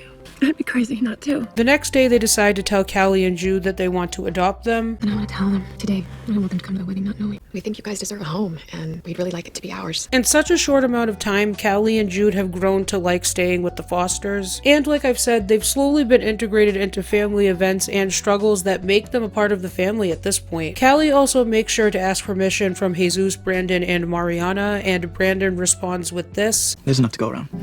So is that a yes? Yeah. Yes! Which is just a nice moment for everyone, seeing how far everyone has come in the past 10 episodes. Everything seems to be going well during the wedding preparation. Callie pulls Brandon over to thank him for supporting her, and they of course end up kissing, and Jude catches them. You deserve to be happy. You deserve to have everything you want, don't you? Have you seen your grandson? His anger is completely justified. You can't ever just let things be, because you don't know how to do that. But you don't just ruin things for you ruin them for me too. Because we're a package deal. You know they're not going to separate us. You only care about yourself. You're selfish. Jude already saw the signs that she was attracted to Brandon. Callie usually acts impulsively, and even if certain things were out of her control, like Liam, or when she destroyed her foster father's car, moving from foster home to foster home, Jude probably does hold some blame about how things turned out in those other homes. He's a kid that's experienced a lot of trauma and abandonment, and when he sees his sister making such a stupid mistake that would risk the happy family that just said that they wanted to adopt them, of course he's going to flip out. I would be more frustrated or angry with Callie, but the show did establish a few reasons as to why running away would be her first thought. The show has established that Callie blames herself for the homes that she got kicked out of, so she thinks she causes trouble wherever she goes, and when she finally thinks things are going well, she kisses Brandon, another destructive act. Callie is aware of the fact that she can't keep herself out of trouble, even when it seems like she's finally put that behind her. So you're right. I've been selfish. I'm not gonna be selfish anymore, okay? I promise. During the season, we see her make the right decisions, like protecting Mariana and bringing her home after she got drunk, or when she told the truth about not taking Jesus' drugs. But when it comes to Brandon, she always does destructive things. Steph and Lena exchange vows and finally get married. Every single thing that makes you who you are now until the end of time. I am so proud to be standing up here in front of our friends to make sure they know just how lucky I feel to have found you. The wedding is also a nice way to solidify them as a family, I think. We get to see them all dancing as a family. It's a really nice moment, but you also see that Callie can't even enjoy it because of all the trouble she caused. Callie makes another destructive decision by deciding to run away because she believes it's best for Jude. So I think this is a good time to talk about how The Fosters was aired, because it also plays into how the show was written. The Fosters always aired in blocks consisting of of 10 episodes, and since it was popular on the network, it ended up getting renewed for another 10-episode block to round out season 1. So for a few months, viewers were left wondering what would happen to Callie after deciding to run away. I also think airing episodes like this limited the writers, since they could only really plan storylines around one block of episodes at a time, instead of planning long character arcs because they never knew if the show would get renewed again. So some storylines and even character arcs feel very self-contained, instead of carrying over to the next block of episodes or the next season. It's not like this happens all the time, and for the most part the show is consistent. However, sometimes characters get left behind or are forgotten about, so as a result storylines sometimes feel unresolved or rushed. It'll become clear as the show goes on. Every Monday on ABC Family, The Fosters is all new. She ran away because I kissed her. What? Discover the show millions have fallen for. You royally screwed this whole family. It's heartbreaking and compelling. I need control of my own life for once. Do you have any idea what you've done? Oh my god. The Fosters is all new every Monday at 9, 8 Central. Episode 11 starts off with everyone waking up the next day thinking that Callie is at her guitar lesson. Mariana feels like she doesn't get to hang out with Lexi as much since she started dating Jesus. She also learns that Lexi won't be coming back after she goes to visit her grandmother. Her father says that he has a way of getting them back into the country, and she asks Mariana not to mention anything to Jesus. Mariana throws Jesus and Lexi a going away picnic where they say goodbye. Lexi says how she'll try to find a way back into the country for college. Callie and Wyatt travel together, and we learn that Callie doesn't want to have to deal with the foster system anymore. I need to be in charge of my own life for once, you know? You seem pretty happy. Yeah, sure I was. Well, if you could travel anywhere in time, where would you go? 5 years in the future, I didn't have to worry about foster families and CPS. Sharon talks to Steph about her decision to adopt Callie and Jude so soon after fostering them. But they've only been here a little while, and you've got 3 other kids you need to take care of. Have you thought this through? Yes, Mom. Even though she was hesitant about Steph and Lena's decision, Jude and Sharon have a nice moment together after Jude learns that she bought a bed for Lena and Steph for their wedding. He's kind of a Nimrod, but I'm not gonna break up with him. I love his bed. Wouldn't it be better to get rid of the Nimrod and buy yourself a bed? You don't pull any punches, do you? You're just like my daughter. I'm a taco. And after finding out that Callie ran away, Steph clearly thinks that it's something that they did to push Callie away, but Brandon knows what it is that made Callie run away in the first place. And like I said, Annie Potts just brings such a motherly vibe to the scene, the way she comforts Steph. You know, no matter what happens with Callie, I certainly hope that keep Jude. He's a really, really special kid. He's amazing, and so is his sister. I just don't understand. I don't understand. I just love her. Raising you was like reading hieroglyphics blindfolded. You know, that's it. I told your dad I'm shipping her off to Nana. What happened to our bed? Happy wedding! Brandon is legitimately acting like a creep about Callie, seeming to only worry about the fact that she's with Wyatt. Do you think she's back together with Wyatt? I'm pretty sure they broke up like a month ago. And she didn't say anything to you? Not like, is she okay? This is one of the reasons why Brandon starts to annoy me with his obsession over Callie, and it just gets to a point where I just can't anymore. We'll figure something out. You're no better than Liam. I'm nothing like Liam. I love Callie. I honestly find Brandon's character much more interesting when they're focusing on his relationship between him and Mike. Later in a hotel room, Wyatt starts asking questions about Callie's father. She's kind of given up on the idea of him coming back for her or Jude. He doesn't want us. I used to ride Tammy stopped riding a long time ago. I just don't understand why you're so sure that he just abandoned you. It's like you automatically assume that everybody gives up on you. Even though she's angry with her father, the fact that he never responded to her letters really hurt her. The person that killed her mother, someone that she has a relationship with, she thinks wants nothing to do with her. Wyatt is conflicted because he knows that Lena and Steph are looking for her, but Callie doesn't want to be found. She's convinced she can get a job and a GED, but doesn't realize how hard it's going to be without a house or a phone or other basic survival necessities. I'll just need to see an ID. I don't have an ID, so you can't get a place to live without a job. You can't get a job without a place to live. I have a daughter. If she were out on the streets on her own, I'd want someone to tell her to go home. Callie also continues to lead Wyatt on even though she knows that he's aware of her feelings for Brandon. She still cuddles with him, and she's leaving with him to go live with him. Brandon tries to talk to Jude, but he reminds Brandon that he and Callie can't be together. Wanted to make sure you're cool. You just want to know if I'm going to tell. You think you're going to be with my sister now? You can't be together. They won't adopt us. Everyone finds out that Callie ran away, and Steph and Lena debate whether they should call her probation officer. Is Callie going to go back to juvie? I don't know, but I promise you that everything is going to be okay. Callie has given up on the idea of her father coming back, and after what she did with Brandon, she feels guilty for doing that to her brother and angry with herself for ruining another good situation. When she sees that Wyatt called Steph and Lena, she escapes and hitchhikes with a trucker. While Steph and Lena are preoccupied looking for Callie, Mike is helping out at the house. They found her, right? She's gonna go to school today, and when you get home, she'll be here before you know it. I'm not eating eggs anymore. Chickens are treated really badly. Like 1,000 of them crammed in a shoebox or something. How about peanut butter? Anybody abusing the peanuts? It's kind of fattening.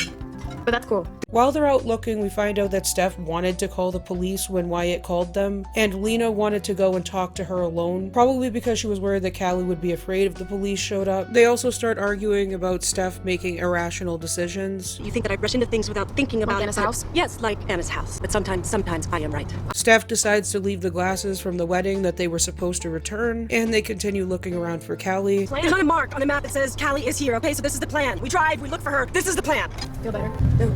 Steph is clearly at her wit's end with everything. Later on, Lena brings up how different she is from Steph, but how they balance each other out because usually one of them is right. Yeah, but the sad thing is this time I think we were both wrong about Callie. Jude is crying about everything, and Brandon comes in and tells him that he realizes that Callie ran away to get away from him and not to be with Wyatt, and he consoles Jude. She didn't leave because of you. She left because of me. I told her that she was selfish and that she ruined everything for me. It's not your fault, Jude. She later gets on a bus and rides along to the last stop where she talks to a sex worker who offers her to let her stay with them. She declines the offer and then calls a prison to find out where her father is, only to learn that he got out over a year prior. Look, there's no point in coming here for visiting hours. Donald Jacob was released over a year ago.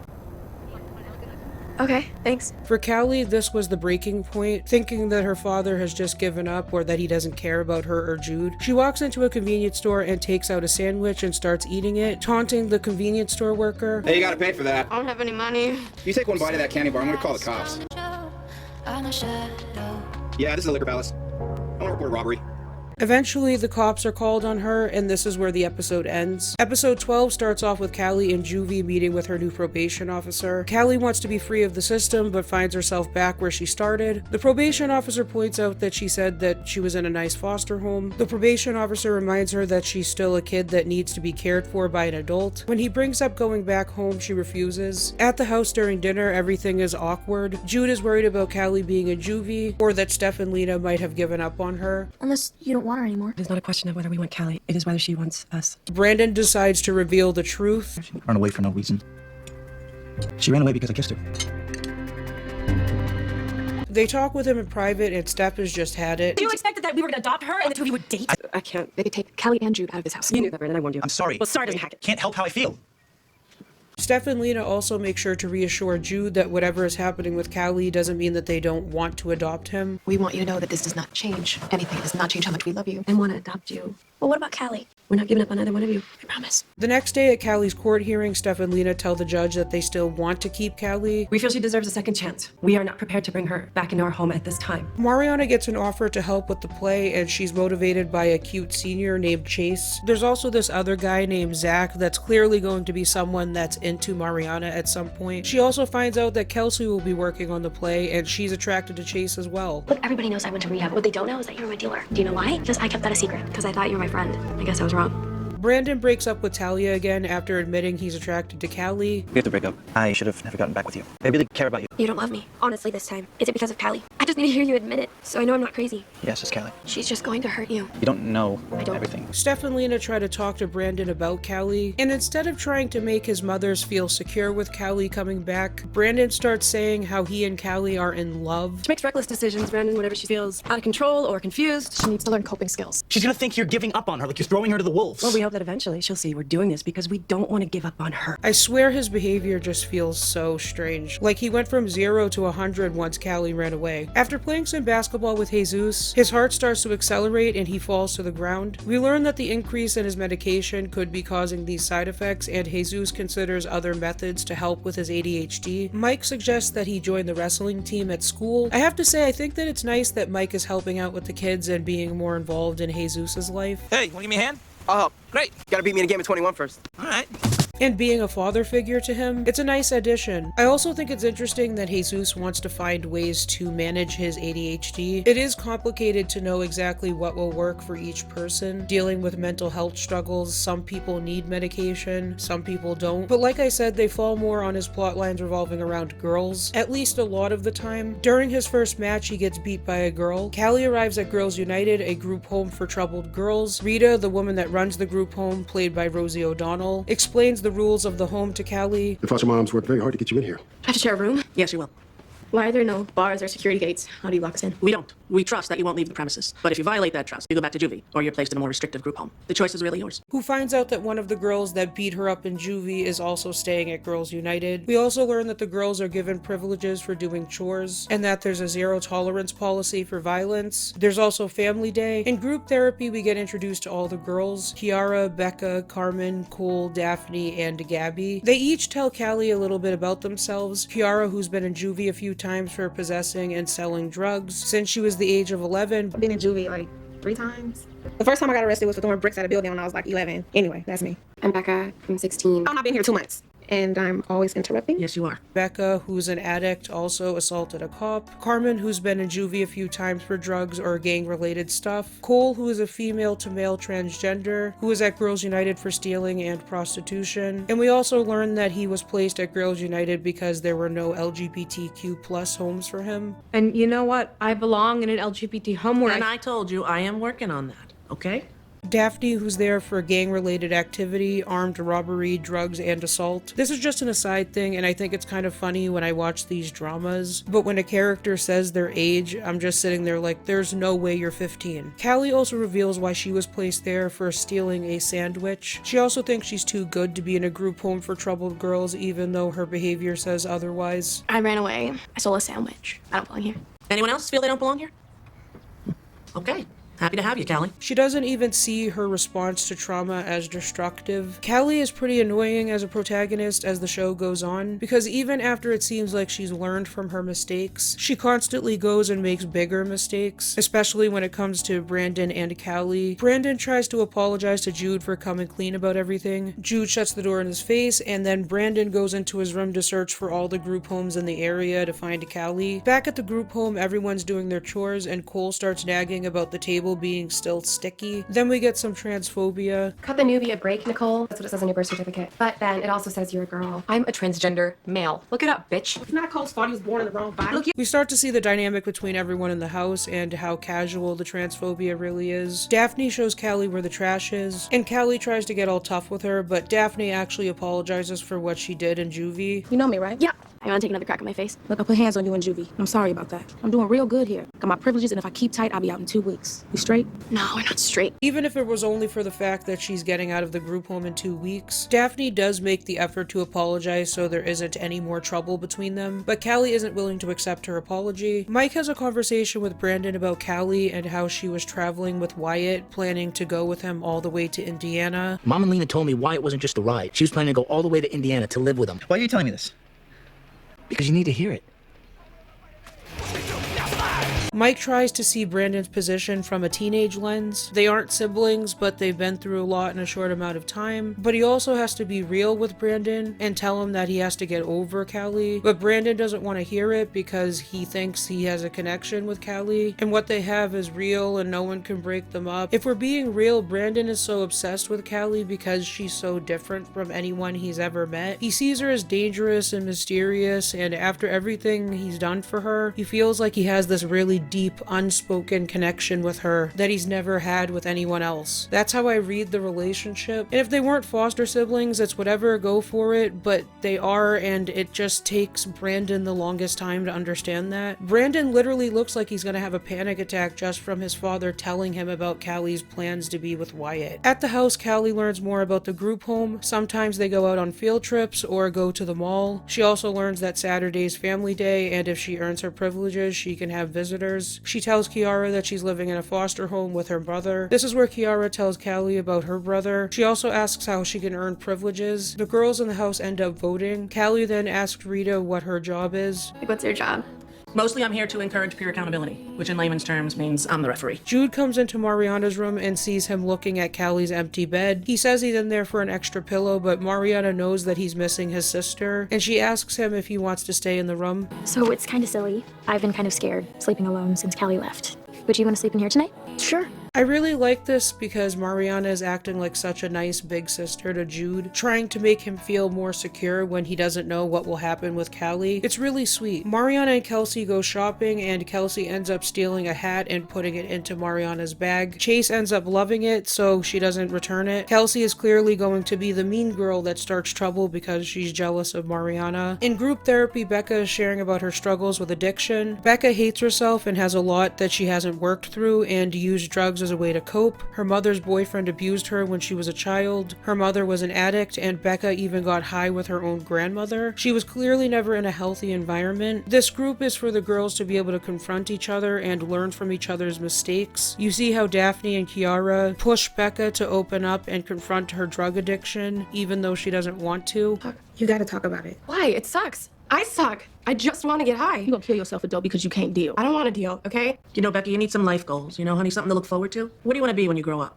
Happy? This was also a way for Callie to see how the rest of them interact during group therapy. Rita also reveals some things about her past, that she was never an addict of drugs, but she's addicted to food, and struggled with that her whole life. Doing drugs wasn't gonna get me where I wanted to go, so I quit. Now listen, not everybody can do that. You ain't no addict. I am an addict. I'm addicted to food. Obviously, drug dependency and food addiction aren't exactly the same, but they do have something in common, and that is the addiction part. Basically, what they're trying to get at is that everyone has an addiction, but the dependence varies from person to person. Becca calls Cole out for being addicted to being a boy. She's addicted to being a boy. Use the pronoun he, please. I am a boy. Cole is upset because he wants to be in an LGBT home, and then Daphne responds saying, Be grateful that you're here and not in juvie getting your ass beat every day. Yeah. You may be a boy, but you ain't no butch. Callie gets asked what her addiction is, and she opens up about kissing Brandon. I kiss my foster brother. I need to see my little brother.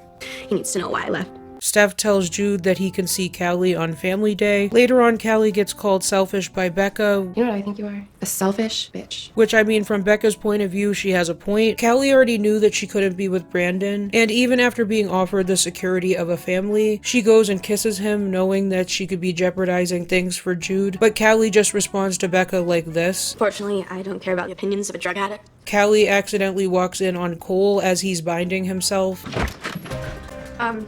Sorry. Get out! Get out!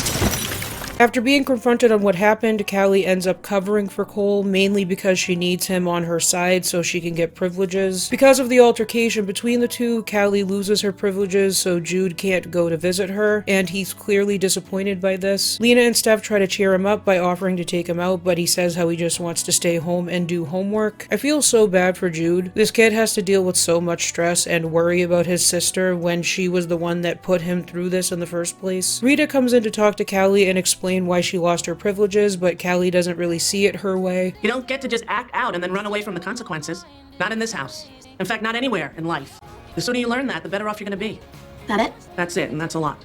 Callie doesn't think she did anything wrong or hasn't acknowledged what she did with Brandon is wrong. She just ran away because she didn't want to confront what she did. She also did push Cole into the shower door, even if it was in defense. She could have admitted the truth about what happened and maybe she wouldn't have gotten in as much trouble. Callie thinks everyone in the world is against her, and once she sees Brandon waiting outside like a creep, she runs outside and hugs him with everyone watching. She thinks that Brandon is the only one that cares about her, and clearly this isn't going to end well for either of them. Episode 13 starts with Callie's probation officer talking with Steph and Lena about Brandon being involved with Callie, something they obviously didn't mention to him. He tells them that Brandon can't show up at the house again. Mariana calls Jude Judicorn, which is just cute. Morning, Judicorn. Judicorn, really? He goes up to the window and notices Steph and Lena talking with Callie's probation officer and automatically thinks it's a social worker. After this, he starts storing food when he thinks that he'll end up being put back in the foster care system. Lena reassures him that even if they can't predict what the future holds, they promise that they won't pull the rug from under him. When he prepares himself to go to a foster home that might be significantly worse. But you can't live your life in fear of what might happen. That you are safe in this house, and we won't pull the rug out from under you. It's sad how Jude prepares himself to not be wanted, and his survival instinct kicks in. Imagine being a kid and being told you're going to be adopted, and then worrying about them changing their minds because of all the circumstances that have happened with your sibling. Of course, he'd always be prepared prepared for the worst. Callie gets scolded by Rita for running out of the house to hug Brandon, who is also served a restraining order by his mother and father. We have the right to see each other. No, you don't have the right to interfere with her probation. Well, you can't stop us. It's sad that it's even come to this point of Brandon actually thinks he has a say in any of this. He seems to be thinking less rationally than Callie. Over at the group home, Callie has a secret phone hidden so she can text Brandon. Jesus starts running to keep up in wrestling, and already immediately we have another girl that's just plopped into the story to be his love interest. She's the tough girl on the wrestling team with the other guys, so she's obviously going to be more forward when starting conversation with Jesus. It just feels so obvious that that's what she's here for. The way she's so easily sociable with him after meeting him once. The way they start acting like close friends.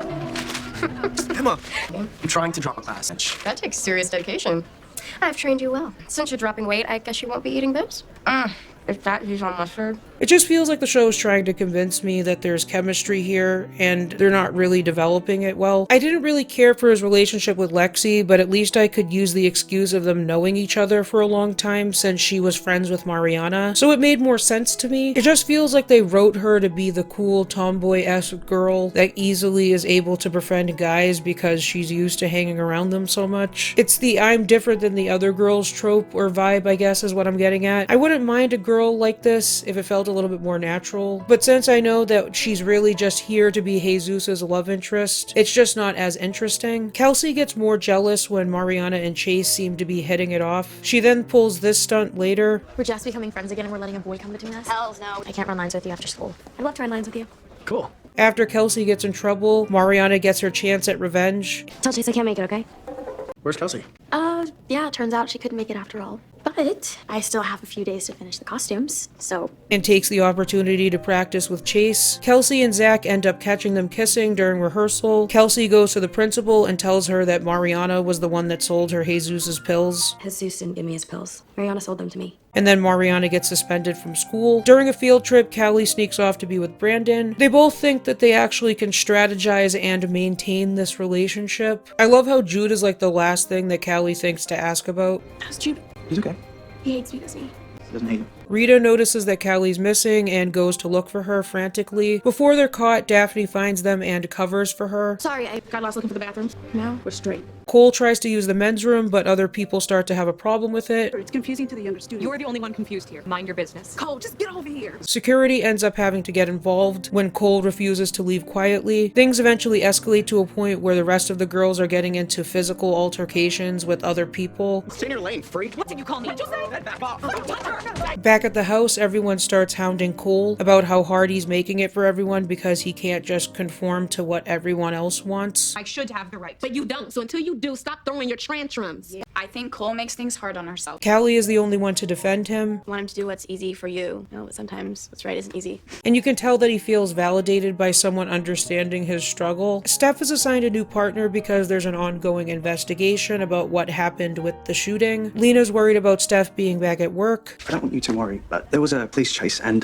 What? apparently shots were fired. I'm sure Steph wasn't involved. I just didn't want you to worry about it. Oh, it's fine. It's fine. Thank you. Thank you for telling me. On duty, Steph arrests a young kid who resembles Callie and how she was when she first arrived at their house. She ends up getting so worried about Callie that she ends up showing up at Girls United, and Rita reminds her that she can't show up outside of visiting hours. You don't mind a little advice? Let her come to you. Steph clearly wants to reassure Callie that they still want her to be a part of the family. She also feels insecure knowing that she can't talk with Callie or understand what she's thinking. Callie starts seeing Steph drive off from the window, reassuring her that she's still wanted by Steph and Lena. Brandon arrives at the house and Mike tries to have a conversation with him, but he doesn't want to talk. Mike apologizes to Brandon for having him drive him home while he was drunk and how he was late to pick him up. Brandon then brings up the time that Mike slipped off the road with Brandon in the car. I never drank around you when you were little. Oh, right, yeah, so I'm making that up. I just don't remember. You know, that's the thing about being a drunk. You get to forget, but the rest of us can't. Mike talks to Brandon later and admits he has a problem with alcohol and that he didn't want to remember the times where he was drunk with his son around. He also tries to relate to Brandon by telling him how hard it is to be separated from the person he loves. Brandon assumes he's talking about Steph, but he was talking about Brandon. I knew alcohol was a problem. I wasn't conveniently forgetting. Hoping you were too young to remember. I'm sorry. I know firsthand how hard it is to be kept from the person you want to see every day. I'm talking about you. You're the love of my life, dummy. Not being able to see his family every day, of course this would make anyone feel lonely. Missing out on moments with your child. I sympathize with Mike's struggle. He He then gives Brandon the money for the piano lessons, but Brandon calls his teacher and tells him that he can't afford to take the lessons anymore. He starts pocketing the money in hopes of getting a place with Callie. You start to see during this chunk of episodes how clouded Brandon's judgment is by being with her. Jesus is able to pin someone down during wrestling, and then gets a black eye when he takes part in an initiation. Lena then storms in, embarrassing him after finding out what happened. What happened?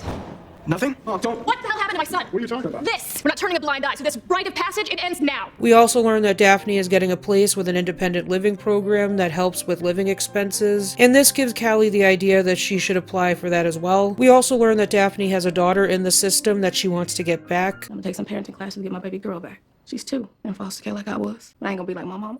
I'm gonna get her back. My little Tasha. Yeah, she come first. Callie gets caught with her phone outside by Cole, and he threatens to go to Rita, so she ends up giving it to him. I'll take that. I'm gonna toss this. It's for your own good. Sometimes what's right isn't easy. He later texts Brandon from Callie's phone telling him to leave her alone. Episode 14 starts with Brandon trying to find out what happened with Callie, but Cole has turned the phone off. Jesus starts complaining about what Lena did and also wants to start getting in shape for wrestling. Mariana's also worried about whether she's having caged eggs, and she's bored because she can't go back to the play to be around Chase. Lena and Steph talk to Jude about going forward with the adoption and whether he still wants to be adopted with or without Callie. Callie decides that she does not want to be adopted.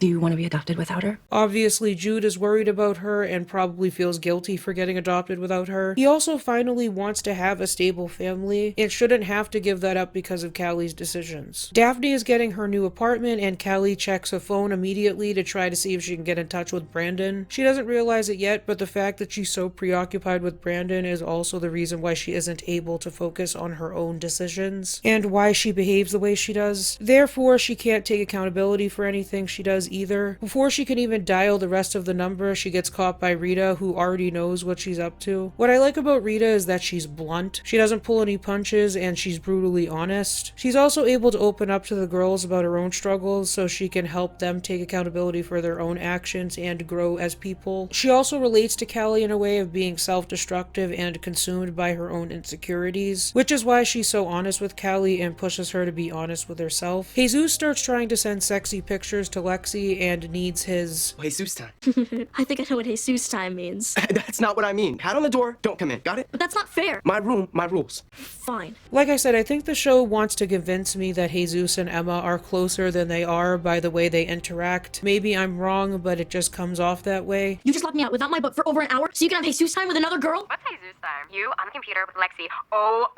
Emma, stop it. I hope you don't think that you and I were gonna have Jesus time. No, it's not like that. And she's only been in the show for a few episodes at this point. Steph's father comes over offering a new car as a wedding gift, and this starts an argument about how he didn't come to the wedding. Obviously, he thinks he wasn't invited when Steph told him not to come, but she didn't want him there because he couldn't support her being gay. Even though I don't agree with his beliefs in the slightest, I do think the little gestures that her father is making in his own way to make amends and understand. No, I mean, the wedding I wasn't invited to. Well, I have been nothing but respectful towards you and Lena and the family, and I've accepted your lifestyle. I'm trying to make it right by you, so cut me a little slack, would you? Even if he still doesn't really understand and he uses phrases like lifestyle, it doesn't make what he says right, but I can at least sympathize with him trying to at least make an effort because he does care about the family. Things get heated and Steph rejects the offer, but Lena says she doesn't care about the car, she just wants Steph to be able to work things out with her father. Of course he's wrong, but in his perspective, he's right and we're wrong. It would be like if he invited us to dinner, but only if we registered Republican first. Ma, you must really want this car. Or maybe he's just trying to meet us halfway because he loves you and he loves our family. A real opportunity for you to talk things out with him. Steph feels like she can't because her father just doesn't accept her being gay. Later, Lena talks to Steph about maybe accepting Frank's gift, which would financially take a load off, let's be real. Lena has a doctor's appointment where she asks if she can still get pregnant. She tries to talk to Steph about it, but she's afraid to bring it up with everything currently going on. Later, when she gets her lab results back, she decides to have the doctor go ahead and order some prenatal meds to a pharmacy. Cole asks Callie if she's nervous about her family coming, especially Brandon. She doesn't know if he's coming because Cole took her phone. Brandon asks Steph and Lena if he can go with them to see Callie and convinces them that things are over between them and says how he wants to be a family again. And Rita ends up questioning their decision to bring Brandon to the house. Their explanation makes sense, I guess, since they're going to have to learn to live together and be around each other. Gabby comes in saying how cute Jesus is, and the girls start joking around with each other. Brandon or Jesus? I'm not interested in boys. Called it. I like men.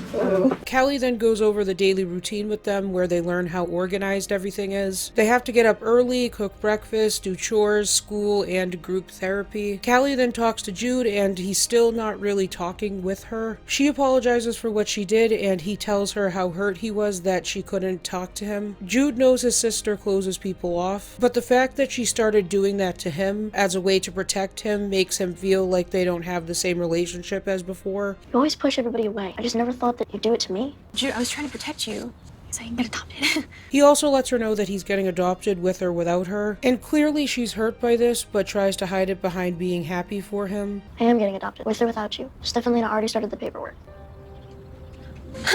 That's great. This is also telling because it lets us know what Callie really wants, even if she doesn't realize it herself. She wants to be part of a family more than she wants to be with Brandon. If she could have both, she probably would, but to have to sneak around, close herself off from everyone, just so she can maintain this relationship with Brandon, and so she doesn't have to get hurt again, it starts to weigh on her as she realizes that she wants to go home. Steph and Lena find out that Callie has applied for independent living. Callie signals Brandon to go and talk with her in the kitchen. He questions her about why she sent those texts, and Callie tells him she didn't. She then realizes it was Cole that sent them. Steph and Lena are clearly upset that Callie has decided to be on her own. I want to thank you for everything that you've done for me and for adopting Jude. I really feel like it's time for me to be on my own. Steph is also suspicious that the decision to live on her own might have been influenced by Brandon. It makes me sad, too. She has an entire lifetime to be alone. Why make things so hard on herself now? Do you think she's doing this so she can be with Brandon? Jude tries to go back to his room to get his homework, but Jesus is having Jesus time, so he sits outside the door and waits, but eventually gets tired of waiting for Jesus to be done, so he walks in on Jesus at his computer talking to Emma. This angers Jude and he blows up at Jesus. Steph and Lena catch them fighting, and Emma is watching all of this from the webcam. You can't just write rules as you go. You can't just lock me out. Dude! Hey, what's going on here? He keeps putting his stupid hat on the door so we can have Jesus time. Wow. Is that true? Jude complains about not being able to use his room. Steph and Lena tell him he can't handle situations by throwing things. When he walks away, they both get happy that he's starting to act like a normal 12-year-old boy that's angry with his brother. Jesus kicked me out of my room. He called it his room. He threw something at Jesus just like a real little brother.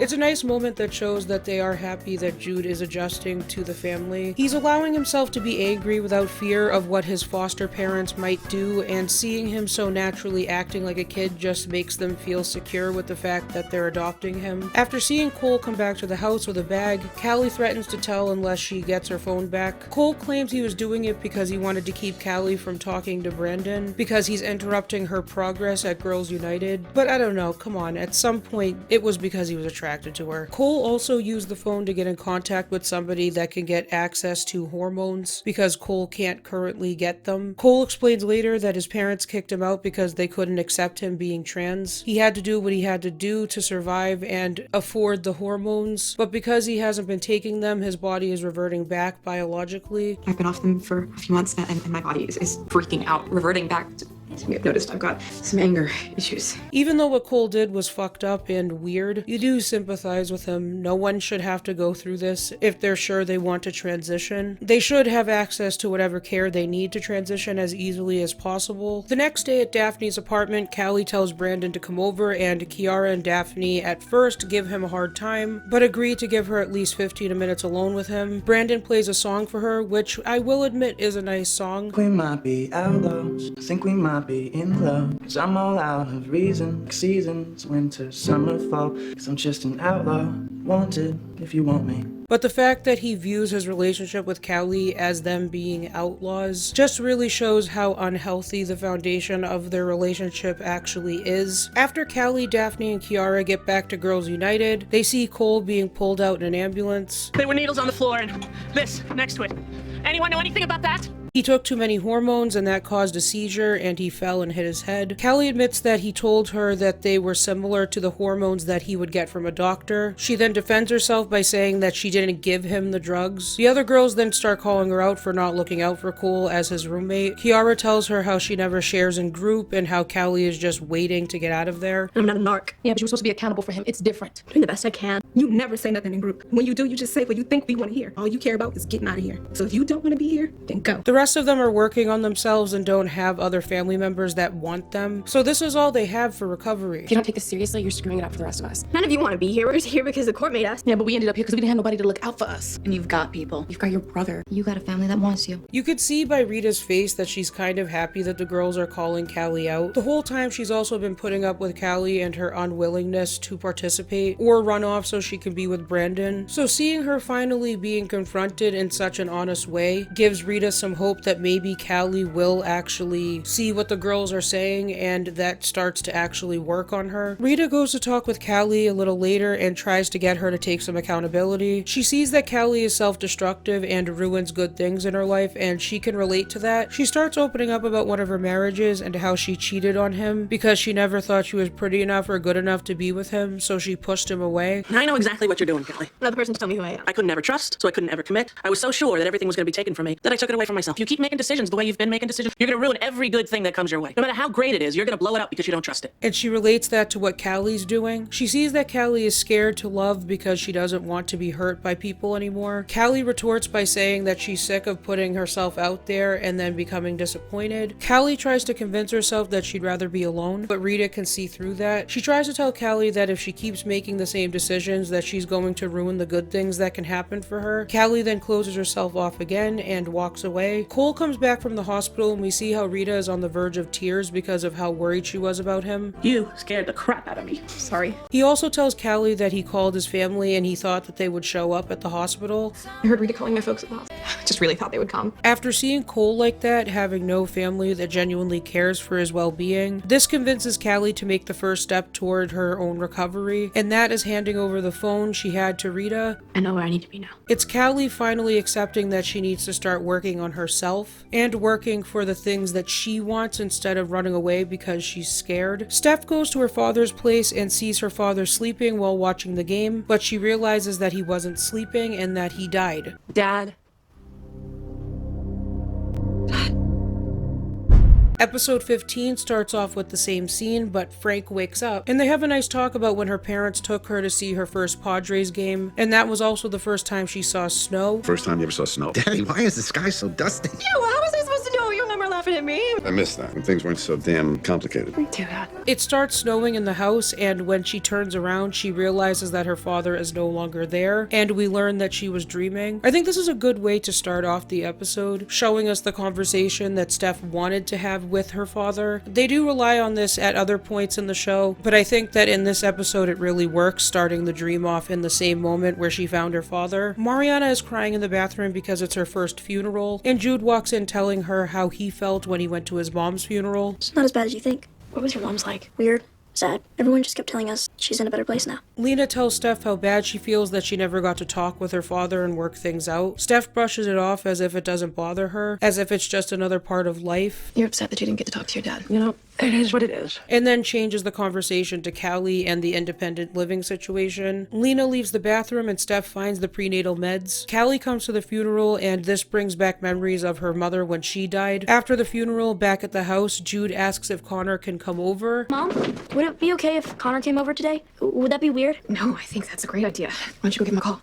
He called me Mom. This is also a nice moment because it really shows how Jude feels completely comfortable at this point, that he is referring to Lena as Mom. Steph and Lena notice Callie at the door and ask if she needs anything. She says she doesn't and then looks at the picture of everyone during the wedding. Brandon walks up to her and tells her that that memory will always be special, not because it was his mom's wedding, but because it was the first time that he kissed Callie. We'll never forget that day. It's your mom's wedding. It's also the first time we kissed. It's interesting how Callie sees the picture compared to how Brandon looks at the picture. He's more focused on their relationship, and she just remembers that as being a happy day for the family. We also learn that there was an article in the paper that twists the story of what happened at the shooting to make Anna's boyfriend look innocent and Mike look like a cold-blooded cop. Mike, who was already on leave, is being told that he can't go back to work. He also finds out that the DA wants to open up an investigation since they have Anna as a witness. Callie and Mariana have a nice moment between them. Eat it. No. Eat it. No, eat it. No, that's nasty. Oh my God. Yeah, let me do it. I miss you. I really thought that we were gonna be sisters. Mariana is sad because Callie isn't being adopted. Mariana then says how strong Jude is for being so young and already going to his second funeral. Callie then reveals that he was also really angry when he found out that his mom died. We find out later from Jude that it was actually Callie who flipped out and destroyed her room. Freaking me out. You're acting like you did when I found out that Mom died. What are you talking about? When you destroyed your room? That was you, Jude. You destroyed my room. No, Callie. It was you. When she realizes this, you can see it on her face that she misremembered because she blocked out how angry she was. We also see a flashback with Callie angry with her mom and how she didn't get to say goodbye before she left. Are you mad? Don't be like that. We won't be long. Can I get a kiss goodbye? See you in the morning.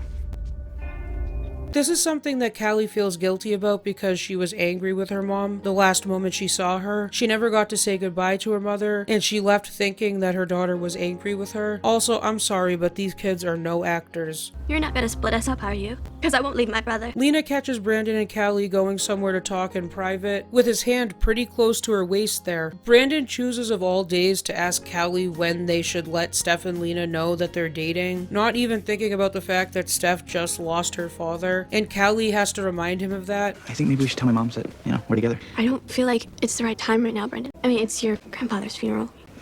Of course. I think that Brandon can see that Callie is pulling away, and he's more preoccupied with his relationship with her than what she needs most. Steph invited the same pastor that her father forced her to talk with after being caught with a girl to the reception because her father wanted it.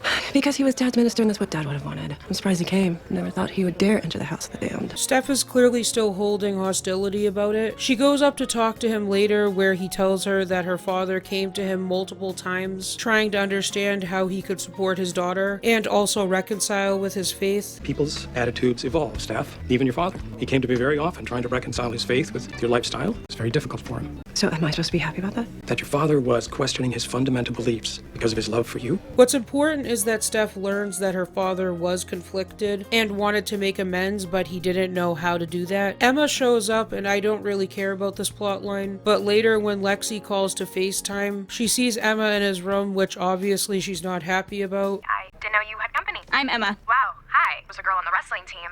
You are not what I was expecting. People think that to be a wrestler, you need to be built like a Mack truck or something. Yeah, I guess that was what I was thinking. Emma leaves later, and clearly they're establishing that Emma also likes Jesus, so Steph talks to her mom about the fact that she knows about Lena wanting to have a baby, and her mom encourages her to talk to her if she isn't going to talk to Steph about it. Lena tells her mother that she's trying to have a baby, and her mom responds in the most passive-aggressive way. Stop torturing yourself. You don't want a baby. If you did, you'd have one by now. From what we've seen, it's clearly not easy for Lena to open up to her mother because her mother can never support her decision without criticizing her. She calls her out later for this, and her mother apologizes for not being supportive of her. Your experience is yours, and my experience is mine. I'm no longer interested in hearing what you have to say about it unless it's I love you and I understand. I never meant to take anything away from you. I'm very proud of you for saying all that. Just don't know why it took you so long. You just can't help yourself, can you? What do you want from me? Jude, Mariana, and Connor are playing with a Ouija board, and of course Mariana has to ask about the most trivial of all things. Will I ever have a boyfriend? And then she gets freaked out and leaves. What is the name of my first boyfriend?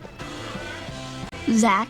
Okay, you know what? I'm good. This is just a silly board game. You two communicate with the spirit world all you want. I'm done. Jude then decides to talk to his mom about being adopted. Mom, is it okay if Steph and Lena adopt me? It's a really nice moment. You can tell that Connor wanted him to feel okay with asking Lena and Steph to adopt him. Callie loses her necklace and starts freaking out because it's the last thing she has of her mother. Callie misplaced her necklace. I didn't misplace it. Okay, I lost it. I'm stupid. If you lost it, we can just replace it. Wait, don't.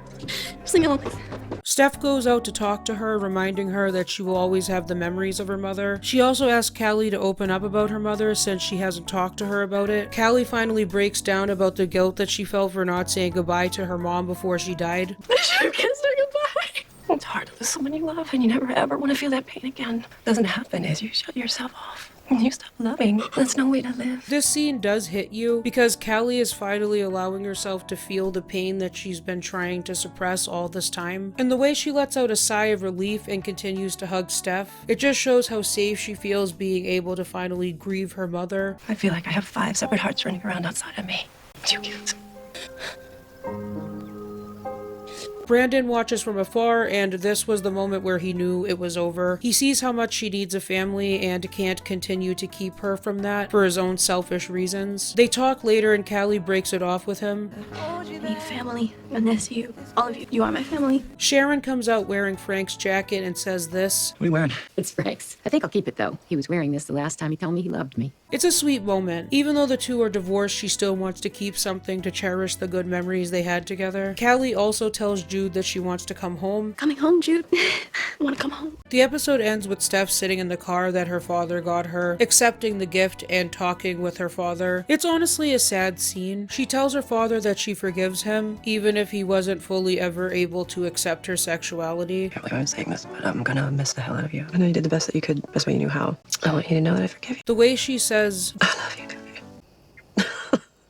just hits me for some reason. Moments like this always get me when the character is talking with someone they lost. It might just also show how well the actress is able to convey the emotions. This is honestly another one of my favorite episodes of the series because it has one of my favorite scenes between Steph and Callie. It starts snowing, which is such a bittersweet way to show that her father forgives her and that they've made peace with everything. Lena comes into the car and Steph asks, "You want to have a baby?" I didn't say this before, but there will be episodes where Jude is completely absent, and this I think is because child actors have a restricted amount of hours that they can work. So certain episodes he will be over at Connor's house or not even brought up at all. It's fine and not that noticeable because plot lines are constantly shifting focus between episodes, so you don't really notice if Jude isn't there or focused on for an episode or two, but it is something that I did notice. I think this definitely limited exploration on Jude's character, but at the same time it also felt like his storyline had a natural pace over time, at least in the first couple of seasons, so it isn't something to complain about. Episode 16 starts with Callie and a group talking about going home. Everyone goes around saying one thing they learned from Callie. Kiara starts off by saying that she learned to shut up and listen. I learned from you to shut up and listen. Gab? And to not to interrupt. Okay, well, it's still a work in progress. Yeah. Gabby learned that she can trust Callie and that people have different types of addictions. Carmen learned to not judge based on appearances. Becca is legitimately honest and says how she really didn't learn anything from Callie. I didn't really learn anything from you. Cole says that Callie is his friend. I learned that you're my friend. And Daphne learned about forgiveness. And I learned about forgiveness. Callie also says how she learned what courage is from all the girls, and she learned from Rita that compassion is given for free, but respect has to be earned. You taught me compassion is given for free, respect has to be earned. I really respect you. Thank you, Callie. I really respect you too. Callie arrives home later and everyone is there to greet her. Everyone but Jesus for some reason. He's just absent from this episode. Things are still awkward for Jude now that Callie is back. Welcome back. I have to finish my book report. It's due tomorrow. Sweetheart, can't you finish that after dinner? Oh, it's okay. We'll catch up later, right? He's probably worried about what other trouble she might get into. Brandon also tells her that he's decided to move in with Mike, and he didn't tell her because he didn't want her to change her mind about coming back home. I just need some time to figure things out, so I moved in with my dad. Callie apologizes to Steph and Lena about Brandon leaving. Steph says that they're going to need to know where she is at all times, and that she can have a phone with talk and text but no internet. And we're going to need you to leave the Find My Phone app on so we can track me down if you need to find me. We know that this is a little bit... No, I get it. I have to earn back your trust. Everyone's trust. She goes up to her bedroom and sees Mariana helping Jude with his homework. Hey, Mariana's been helping me with paper. It's great. See you in the morning. Yeah, you will. He's just... I know, it's okay. And he's still distant with Callie. Callie tries to be patient, even though you can see that she's bothered that her little brother is distancing himself from her. She knows that he needs time to adjust and forgive her for taking off the way she did and shutting him out. The next morning, Mariana is nervous about going back to school. Jude brings up what kids might say about Callie since she ran off with Wyatt. Callie says how she doesn't care. Jude also finds a gift with a word attached to it in his backpack, and he doesn't know who got it for him. Steph gets served with a summons called by the DA to discuss Mike's case. Lena at this point didn't know that she wasn't unconscious and saw how everything played out with the shooting. Steph then tells the truth to her, saying how she didn't want to contradict what Mike said. And Steph says how she should have trusted the system, and Lena reminds her that she was protecting Mike. But Steph still worries about what she's going to have to say and what will happen because of it. Even though Steph is a cop, the show doesn't really lean too hard into the propaganda territory, and the show does attempt later down the line to depict a corrupt cop cop, so I will give them points there. Am I saying that it's perfect? Far from it, but I will say that at least they do try to add some nuance to Steph being a cop instead of it just being like, she's a cop and cops are great. Brandon gets ready for school at Mike's house, and he meets his new girlfriend, Danny, who's also an alcoholic and sober. She gets a little too close with him when she starts adjusting the collar on his jacket. Your collar's crooked. Men just aren't good at dressing themselves. Brandon also tells Mike that he wants to take a break from piano lessons. At school, Mariana sees Kelsey and Chase talking, and she's clearly bothered. Zach comes up to her and welcomes her back to school and tries inviting her to the cast party. When she says she's not up for it, he tries inviting her to see a movie, clearly wanting it to be a date. Brandon and Callie run into each other at school, and things are clearly awkward. Hey. Hey. How are you? I'm great. Good. How about you? How's your dad's? Oh, let me see. I gotta Yeah. see ya. Clearly their relationship has changed and they can't really have conversations like they used to. Mike leaves a message with Brandon's piano teacher, not knowing that Brandon already canceled his piano lessons with him. On the beach, Brandon is sitting alone and approached by the same guy that punched Jesus on the wrestling team. He finds out that he's selling fake IDs and gets invited to a party. Jude gets 2 cupcakes at lunch with the words "was" and "in" on them. Jude reveals to Connor that his birthday is coming up and then explains how, because he was born at home, his birth certificate was messed up by a few weeks. Callie and Jude have always kept this a secret about the date of his actual birthday, and when they went into the foster care system, they kept the real date between them and made it a tradition not to tell anyone. Jude figures out that Callie is trying to leave him a message with the gifts she's leaving, and after taking a picture, Connor excitedly gets to eat one of those cupcakes. Not gonna eat him? Mariana talks with Brandon about how it's going at Mike's. He mentioned Mike's girlfriend. She also asks about the investigation and she feels guilty about getting involved with Anna in the first place. She even considers going to talk to Anna. Brandon gets the idea to use the money that he's been keeping from his piano lessons, that he saved for Callie, of course. Once Jude gets home from school, he looks for more clues, and she literally just put them all on the same shelf. I know that they just wanted to make it easier for Jude to find all of the gifts quickly and put the message together, but thinking about it from the character's perspective, she didn't even try to hide them at all. About anxiety, they, all, and was. I don't think that's it. Mariana tries to talk to Chase about why she was suspended and that she didn't steal the hat. Chase invites her to the cast party and then she decides to go, of course. Did I mention that this Chase guy reminds me of Troy Bolton? I don't know why, he just looks like him to me for some reason. Steph tells the truth when she testifies in front of the DA. Brandon gets in contact with Anna and meets her in a diner and threatens her to retract her statement. He then manipulates her after knowing she was there when Steph got shot, using Mariana and Jesus to make her feel guilty. So he literally just uses guilt to buy her silence. So you gotta tell the DA the truth, that you weren't there. Because if you were there, they would never forgive you. Mariana tries to convince Lena to let her go to the cast party if Callie goes with her. Jude tries to learn more about the clues, but Callie isn't letting him know anything. Found 11 clues. Are there more? I don't know what you're talking about. At least tell me if there are 13. Maybe. What does it say? What does what say? The puzzle. You just admitted. I admit nothing. I think it's sweet that Callie does this as a way to close the distance between her and Jude. It's a really kind gesture. She wants to earn back his trust, and putting so much effort into a birthday treasure hunt just shows that she cares a lot about making sure he knows that she isn't going to just run off again or shut him out. Later, Brandon learns that the investigation is closed since Anna went forward and changed her story about being there, and the fact that Steph told them what happened during the shooting. His teacher then calls Brandon and tells him that Mike called him, and Brandon apologizes for having to have his teacher get involved in this. Mariana then sees him talking on the phone very suspiciously, and he tells her about not going to his piano lessons and why he was saving the money. But the problem now is that he doesn't have the money, and when Mike finds out that he hasn't been going, he's going to ask about the money. So Brandon goes to meet with that guy after all to get involved in selling fake IDs to earn the money back. At the cast party, Zach thinks that he's on a date with Mariana when she invites him to go with her, but she also brings Callie with her. Clearly Mariana isn't there for Zach, but for Chase. She runs into Talia and she gives her advice on how to get his attention by putting her underwear in his pocket and inviting him upstairs to one of the bedrooms bedrooms. While waiting for him, Zach finds her in the bedroom and she brushes him off once Chase enters. Mariana wants a boyfriend, but Chase clearly wants something quick. I mean, what did she think he was going to think when she does something like that? Once she tells him that she doesn't want to have sex, he turns into the biggest dickhead and then calls her a tease. So you're just like a tease, is that it? No,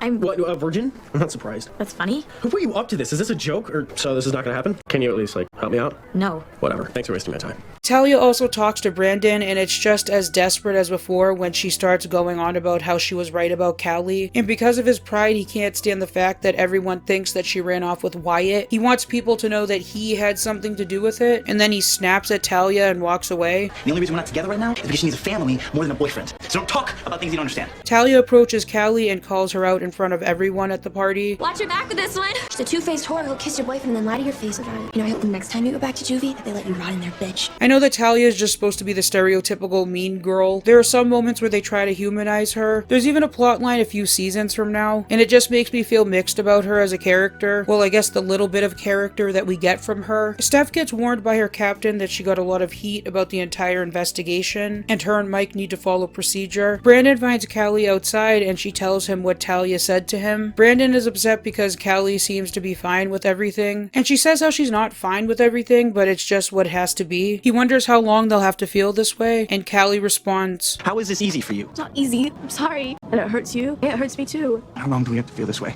Until we don't. After being embarrassed by Chase, Mariana, Brandon, and Callie go home. The next morning, Callie wakes Jude up excitedly because it's his birthday, and she reveals what the message was supposed to say. Mom used to read it to us all the time. So you left me birthday breadcrumbs? Something like that? Yeah. Then all anxiety was at an end, and they lived together in perfect happiness. Which was the final line from Hansel and Gretel, a book that they read a lot as kids, which also relates to the situation that Callie and Jude were in, and are now in a better home. You told everyone about my secret birthday? We don't have to keep secrets anymore. She takes him downstairs where everyone is waiting to surprise Jude, and they celebrate. Brandon goes and takes Lena's keys to the office, and the episode ends. Episode 17 starts with Callie asking if Daphne and Kiara can come pick her up, and Lena is worried about her hanging out with Daphne in her apartment unsupervised. Emma is teasing Jesus with food since he's trying to get in shape for wrestling. Just one more day until weigh-in, Foster. Do you have what it takes? Taste your perfection. Okay, Iceman. What are you... Really? Yeah.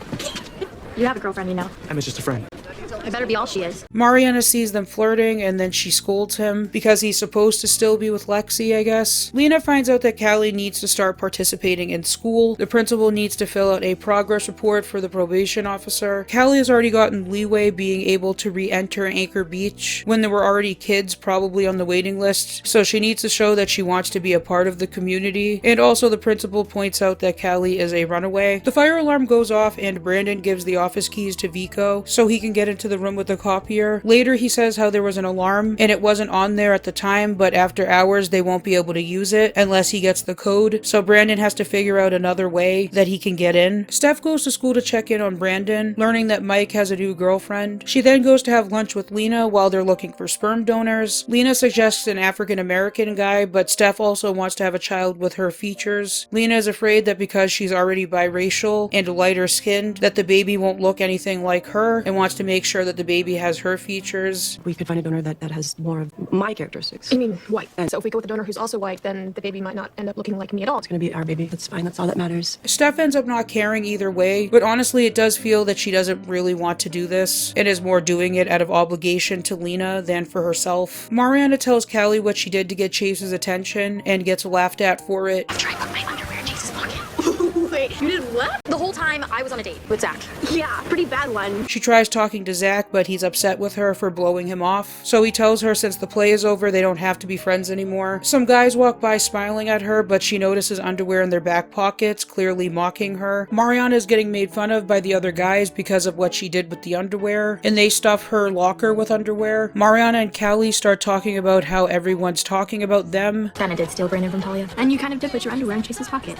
Mariana tries to throw away all of the underwear underwear before anybody sees, but Lena catches them, and things get awkward when she has to explain everything to her mothers that are clearly trying to hold back their laughter. Mariana, will you please open your eyes? No, because if I do, then I have to acknowledge that this is actually happening. Honey, we just want to talk to you about the right ways to let a boy know that you like him. Oh my god, please don't do this. It was the wrong impression. Yes, no, nothing happened. After seeing Mariana getting mocked, Zach ends up writing a horrible review of Chase's performance on the play, and they start flirting with each other. In his role as the gentleman caller, Chase Dillon has all the charm and skill of a hat rack. What Chase did to you was a total douche move. There's no way I was gonna let him get away with it. Because I'm your friend? No, because I was writing it wrong.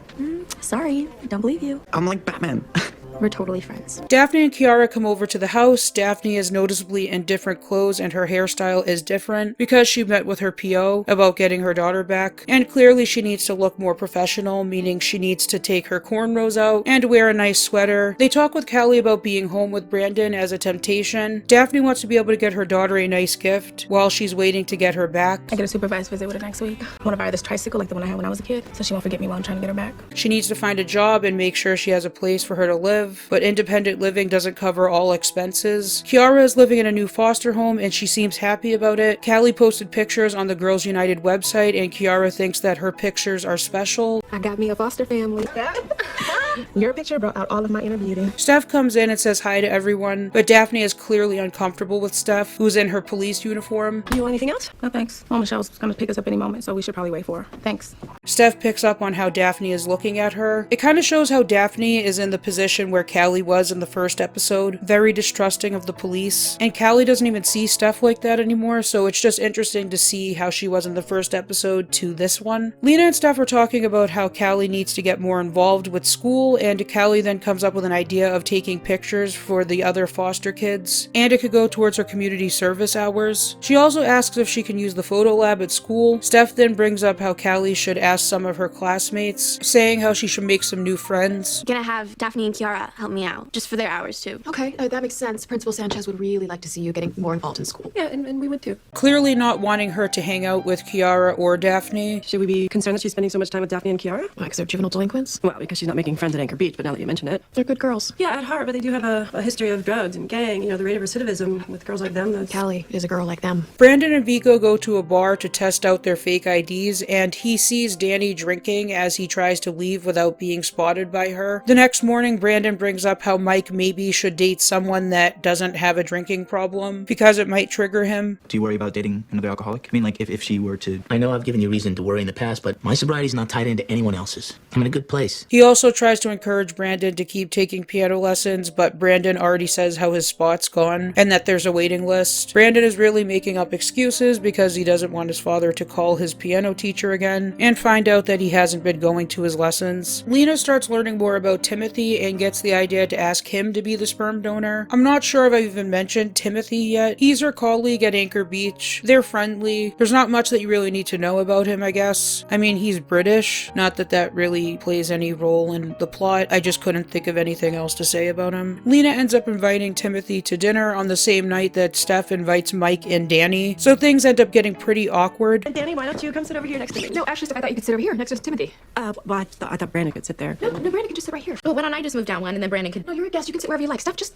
Brandon and Danny end up talking at dinner when everyone's out of the room, and she tries to convince him not to tell Mike that she was drinking. I know I saw you. It's a one-time thing. I understand. It was for me too. I slipped up. It won't ever happen again. You gonna tell him? Your dad has had a rough time lately. He doesn't need any bad news. So I don't see any reason to tell him about any of this. Which we're already starting to see how weird this woman is for crossing so many boundaries with her boyfriend's son. Steph is also clearly more concerned with Mike's new girlfriend, especially since Brandon is living with Mike right now. So, what do you do, Danny? I'm a dog walker.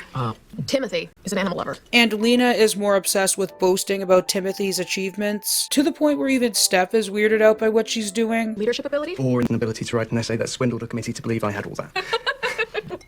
Somehow Timothy figures out why they were having him over, and he later agrees to be the sperm donor. This guy is just so on board with it, but I don't know, things could get complicated if he wants to be involved in the child's life, which we'll get to that later. I know that they're on friendly terms, and that they know each other through work, but it's a little weird how easily this guy agrees to do it. Maybe he's just a good guy that's helping out a colleague, but I guess it's just me. Plus it's a drama, so of course in these shows people make decisions like this. Callie tries to talk to some girls at school, but it doesn't go well. I'm Callie. You know, we're friends with Talia. Things get awkward with Emma and Jesus when they wrestle each other on the mat because he saw her as a girl, and she wanted him to wrestle her like he would with any other guy. And she explains how she's worked hard to be taken seriously on the mat. You saw me as a girl. You think I let you win because you were a girl? No, I think I won because it got weird. I busted my ass. Worked 100 times harder than any of you guys to be on this team. On that mat, I'm not a girl. God, you make me mad.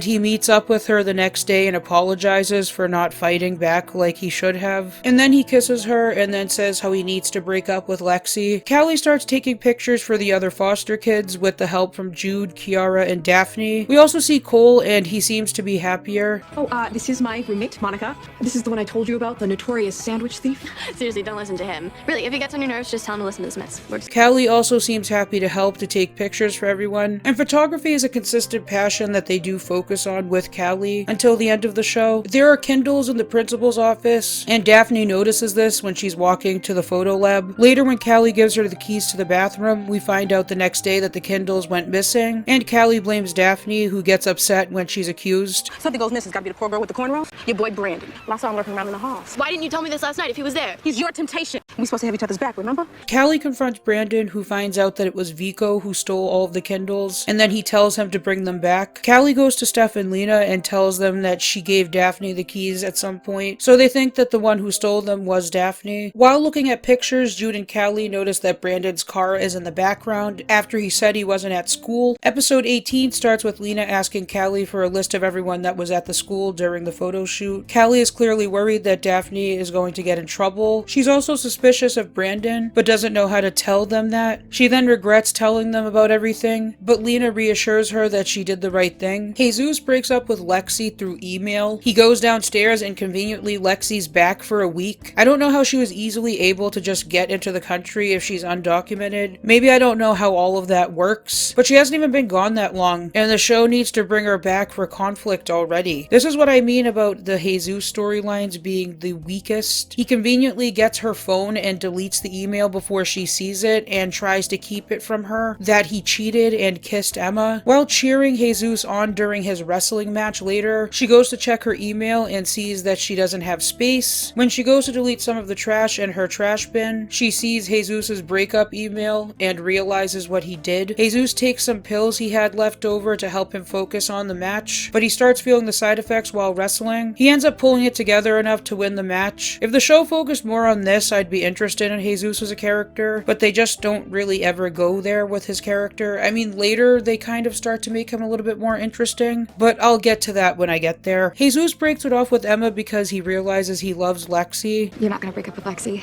I really like you, but I love Lexi. And I told her I'd wait. I get it.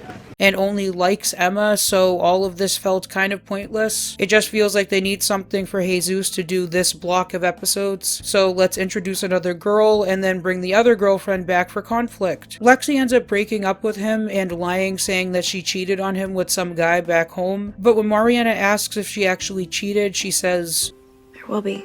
I feel like over time the show definitely gets confused about what they want for Lexi to be. I definitely think there was room for her to become a more developed character, especially because she's a childhood friend of Mariana, but they never go in that direction. And you'll see every time that she appears in the show again, it just becomes worse for her character in my opinion. It's kind of unfortunate because you see how she gets shafted from being Mariana's best friend to just not existing at all or being acknowledged by Mariana in any way. Danny talks to Mike about Brandon getting in trouble and if he'll be able to live under the same roof as Callie. Frankly, I'm surprised he hasn't acted out before now. He went from being an only child to having 2 instant siblings, and now they've done it again with... It's just another reason why he needs to be here with us. She also offers to move in with Mike, who notices that it's too soon to be moving in, but she tries to convince him, but he eventually comes to the decision that it just is too soon. Mariana realizes that she likes Zach and tries to get his attention. Callie goes up to Vico to fish some information out of him about the fake IDs by acting like she wants one herself. Where do you make them, the IDs? Afraid that's classified information. Here at school? Say happy hour. Steph and Lena talk to Callie and Jude about being adopted, but they still need their father to sign away his parental rights. Why does he have any right? He hasn't written us or tried to contact us in years. Could he say no? He won't. What if he does? Well, then we will petition the court to take away his rights, but hopefully that won't be necessary. Callie doesn't want to meet him at first, but Jude does. Callie reveals that she knew that their father was out of prison, and Jude gets upset when he thinks she lied to protect him again. Why didn't you tell me? Because Obviously, he doesn't care about us anymore. And you were trying to protect me again? Can I go eat lunch? Jude, you've had some time to process this. He just needs some too. I will give Callie some leeway since she found out about it right before getting arrested and being sent to a group home, so she never really had the time to mention it. Lena lets Steph know that Timothy agreed to be the sperm donor, and Steph is clearly upset because Lena is making decisions without her about the pregnancy. He mentioned it after that dinner. That's great. Tell you what, why don't you give me a ring when the baby is born and I'll swing by the hospital and pick you up? Vico wants Brandon to continue selling fake IDs, but Brandon doesn't want to be involved. He then tells Callie what he did, and she gets upset because she accused Daphne. I didn't know anything. I made him bring him back. It's too late. I told Steph and Lena, and now that she did it, I lost a friend because of you. What am I supposed to do? Why are you selling fake IDs? I needed the money. What for? I can't tell you that.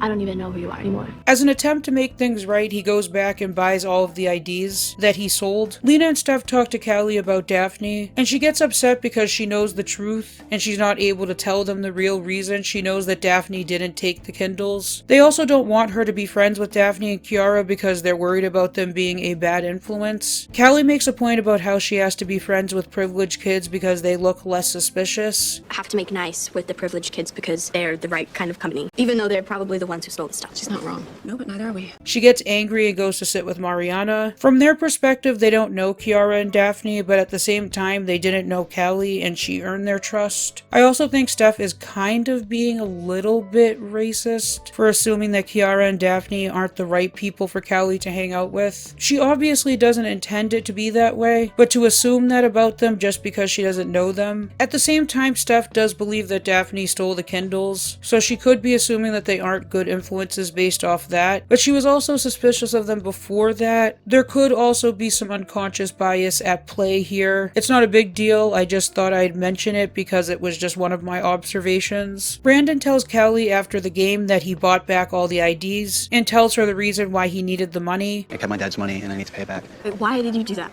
For your apartment. When you were going independent living, I wanted to make sure you had everything you needed. You shouldn't have done that. I would have done anything to help you. And I still will, because you do know who I am. Mariana has also been trying to get Zach's attention, and they end up kissing after Jesus' wrestling match. Are we like on a date? Well, no. I mean, unless you want it to be a date. What are you doing? I'm looking through my pockets for panties. Very funny. Forget it. And then his mother shows up and takes him home in a hurry. Zachary, get in the car. Right now. Sorry, I gotta go. Who's that? It's my mom. Now. Later, he goes to her house and tells her that he can't date her because he has too much going on, and that it would be better if they stayed friends. I have a lot of commitments right now, and... Is this because of your mom or something? Was she mad? No, it doesn't have anything to do with her. It's me. Vigo gets angry about Brandon buying back the IDs and threatens him. Brandon then explains his whole situation to Danny later, and now they have this secret between them because she ends up giving him the money to give back to Mike, obviously without him finding out, and she's just crossing another boundary again. Callie talks to Jude about their father. He asks what the T and J stand for on the pocket knife he has, and she tells him Thomas Jacob, their grandfather, that he didn't know too well and only met when he was younger. He also died young. She apologized to Jude for not telling him about their dad because she didn't want him to be hurt more. Jude hates being left in the dark about things, and Callie says how they're better off without their father. I'm sorry. I just thought the more you know, the more it hurts. Not knowing sucks. We're better off without him. I know. Steph and Lena come over and tell them that the adoption lawyer found their father. Callie is obviously hesitant about meeting him. Steph agrees to have Timothy be the sperm donor. Instead of going to group like usual, Callie ends up going to see her father, and the episode ends. Look just like your mother.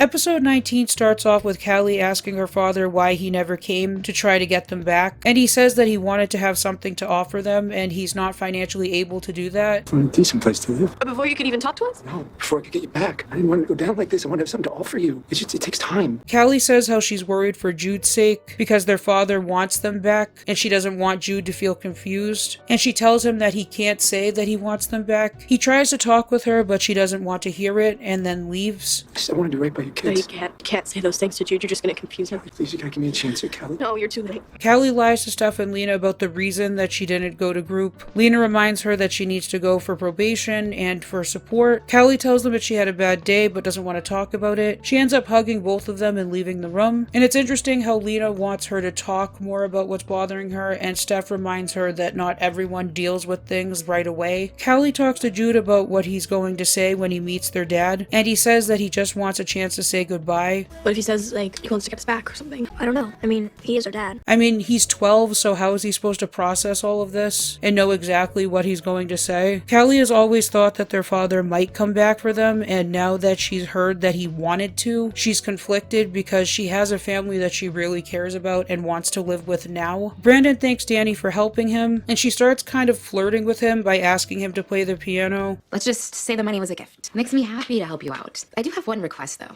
You need to start playing piano again. So get to it. Come on, play for the cook. After being told by Mike that he doesn't want her to move in, she's clearly upset by this. Brandon probably has resented sharing Steph and Lena all this time. I just don't want him to feel like he has to share me too. And we start to see her manipulating Mike in certain ways. But listen, if he's gonna move out eventually, isn't it better to just do it now before we upset everyone? I mean, it's not like Steph's ever gonna give up control. Brandon's happy here. He's doing great. I'm not gonna let Steph manipulate me again. Yep, you're totally right. He's a young man now and he needs his father. For some reason, Danny really wants Mike to send Brandon home, probably so she can have him all to herself. I don't know if she's tempted by Brandon and that's why she wants to send him away. Jesus needs help with studying, so he asks Emma, and she's hesitant because of everything. It's like he says that he loves Lexi, but then he's just moving on to Emma right away after she breaks up with him. It's honestly really annoying and I don't care. Zach's mom comes over to Mariana and invites her over for dinner. She soon starts to see why Zach didn't want to date. I love this song. Get in a dance with me. No. Zachary, come on!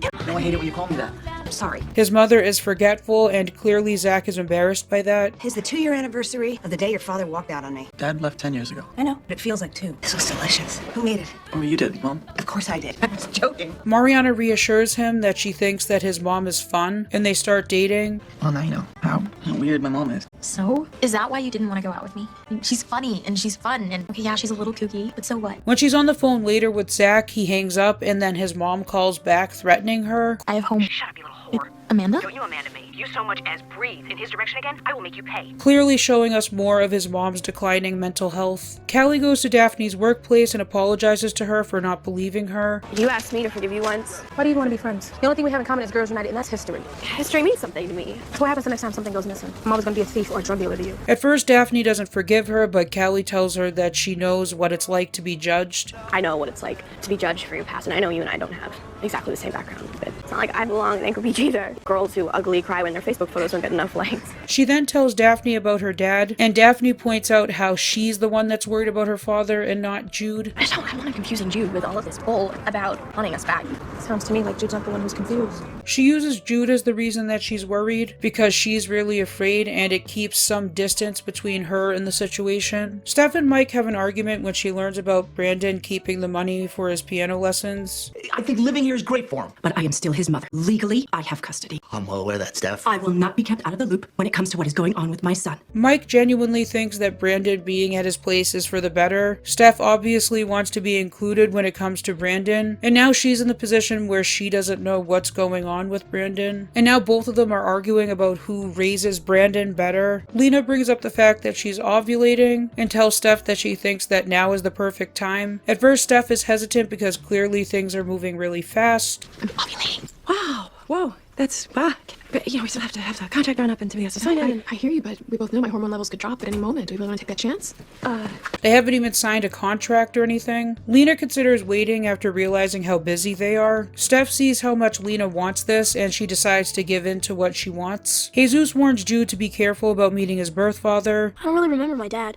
Be careful, okay? You remember what happened with me and Anna. Which is nice to see Jesus giving some advice to Jude as a younger brother. Jesus realizes he has no more meds, and he wants to use that to help him focus on the test. Callie goes back to meet her father because she also needs closure. She asks why he stopped writing to them. He was in prison and thought he was never going to get out, and thought they were better off without him. He was also afraid of getting a letter from Callie calling him a murderer, and he also believes he's a murderer. I felt ashamed about what I was just waiting for that day to come and I'd open up a letter from you accusing me of murdering your mother. Murder her. I got behind the wheel. She's dead. I didn't use a gun. Oh, I ended up the same. Callie tells her father how bad they've had it, and his father then reminisces on what he remembers about her from what she did when she was a child. You just rubbed your nose. That takes me back. When you were a little kid, you used to rub your nose and suck your thumb to help you go to sleep. Your mother and I thought we broke you the habit. You do feel sympathy for their father. Obviously, he had no intention of killing people. He made a horrible mistake that ended in a tragedy. But the fact that Callie knows that he never wanted to give them up is enough for her that she can feel better about being adopted, knowing that their father didn't just give up on them. I'm here for you now, okay? okay? I know I'm out of time.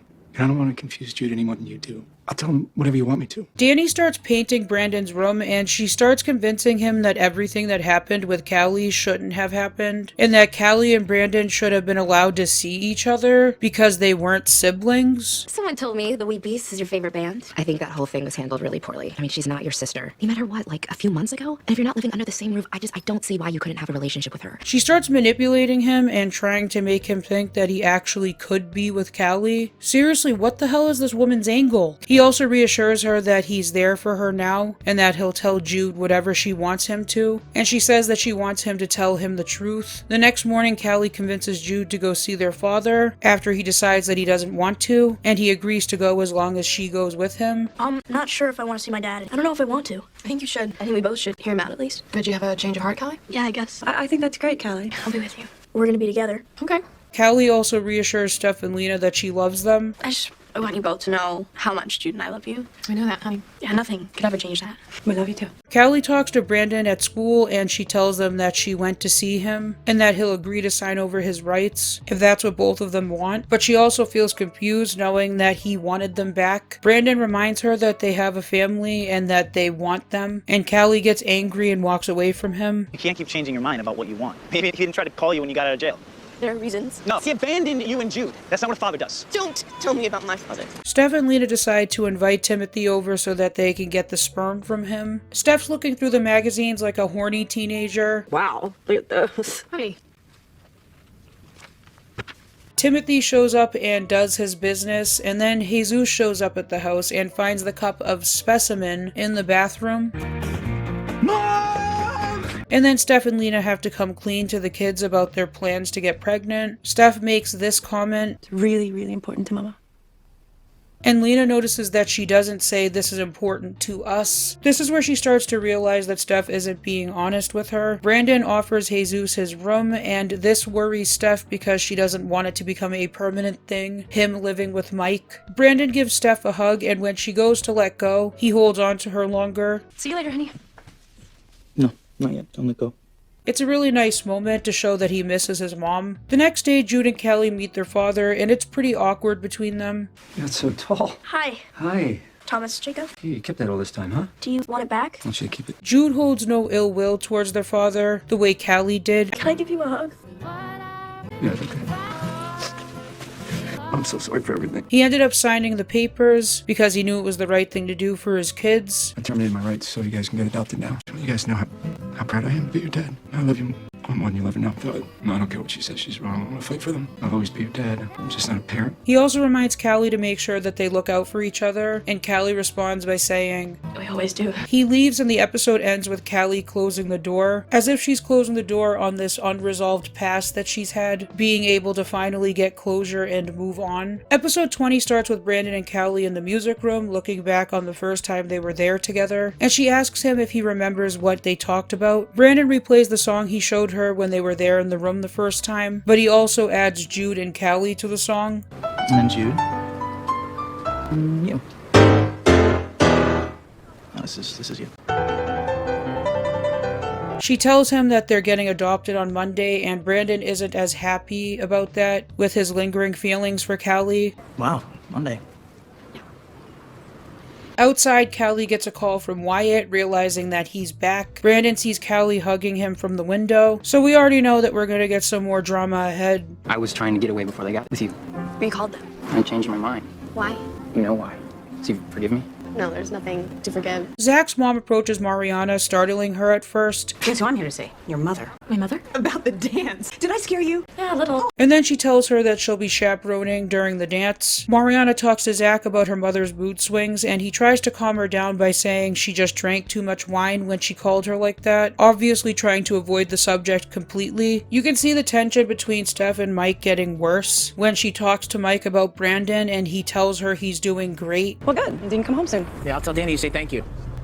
Anna then approaches Steph and threatens to go to the DA. I want $10,000. And then you'll never see me again. If I do see you again. I will arrest you for trying to extort a police officer. Of course, now that she's blown through the money, she needs more so that she can get even more drugs to get high. She then starts trying to find out why Anna would just appear out of nowhere by going to Jesus to ask about it. We also get a nice mom and son moment between the two. How many pull-ups can you do? More than you. Oh, please, no whippersnapper, get out of here. You just want to see an old lady sweat. Put your money where your mouth is. I'm going to bed.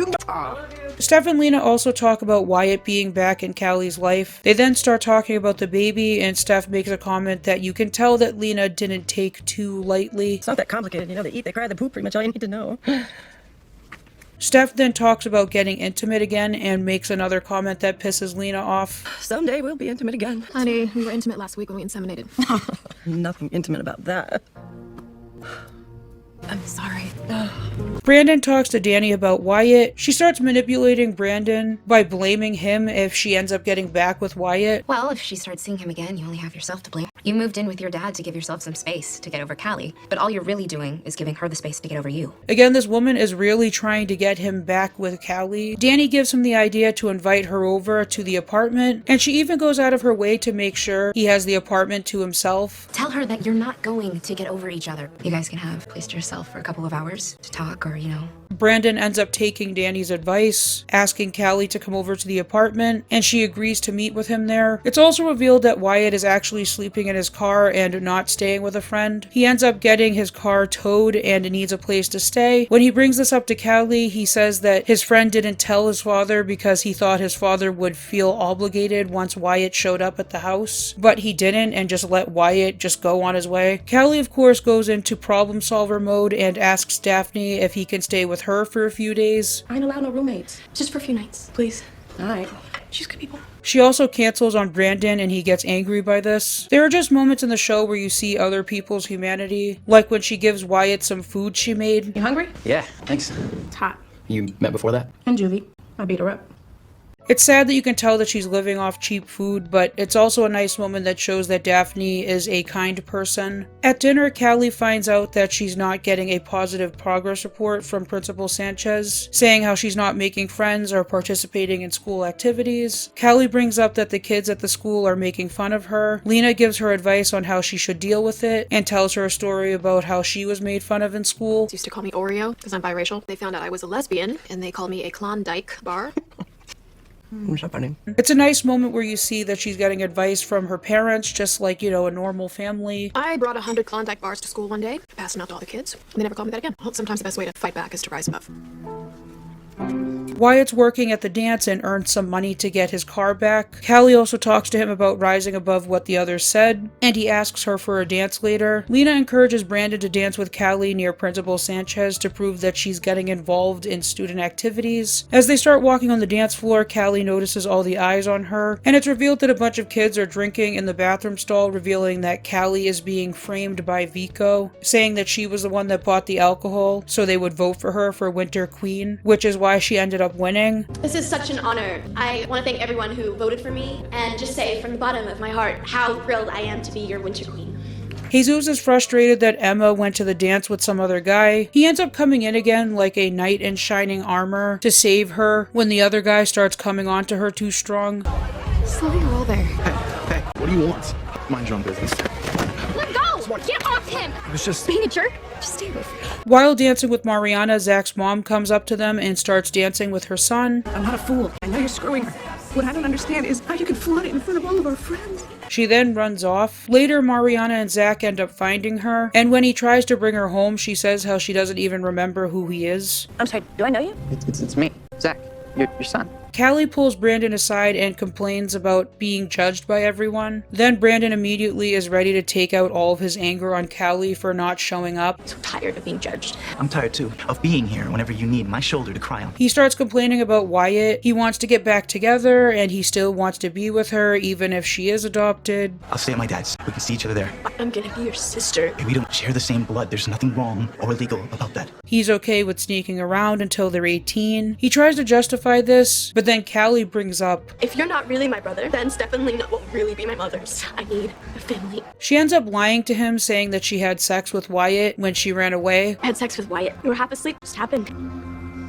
the only thing she can think of to get him to finally get over her. When she's questioned by the principal, she isn't believed because her name was on the ballot for Winter Queen, and she ended up winning. Lena says that she encouraged her to put her name on the ballot because she thought it would look good for her progress report. Brandon ends up confronting Vico, who admits to framing her. Set her up because I bought back the IDs. The kids we sold to aren't going to talk. She didn't do anything to you. She did ask me to make her a fake ID, which I did. And then when they check her phone, they'll see that she texted a few kids to spread the word about the complimentary booze in the bathroom. They almost get into a fist fight until Wyatt stops it. What is wrong? Hey, what the hell is going on here? Get out of my face! Brandon ends up taking the fall for everything, saying that he was angry that she broke up with him and that he didn't want her to get adopted. So he did it to frame her so that she would get sent back to juvie. She led me on to make me believe that she cared about me, and she lied. So I wanted to send her back to juvie so we wouldn't adopt her. Brandon ends up being taken out in handcuffs, and Callie runs up to him telling him that she never had sex with Wyatt. It wasn't true. What I said about Wyatt, it was not true.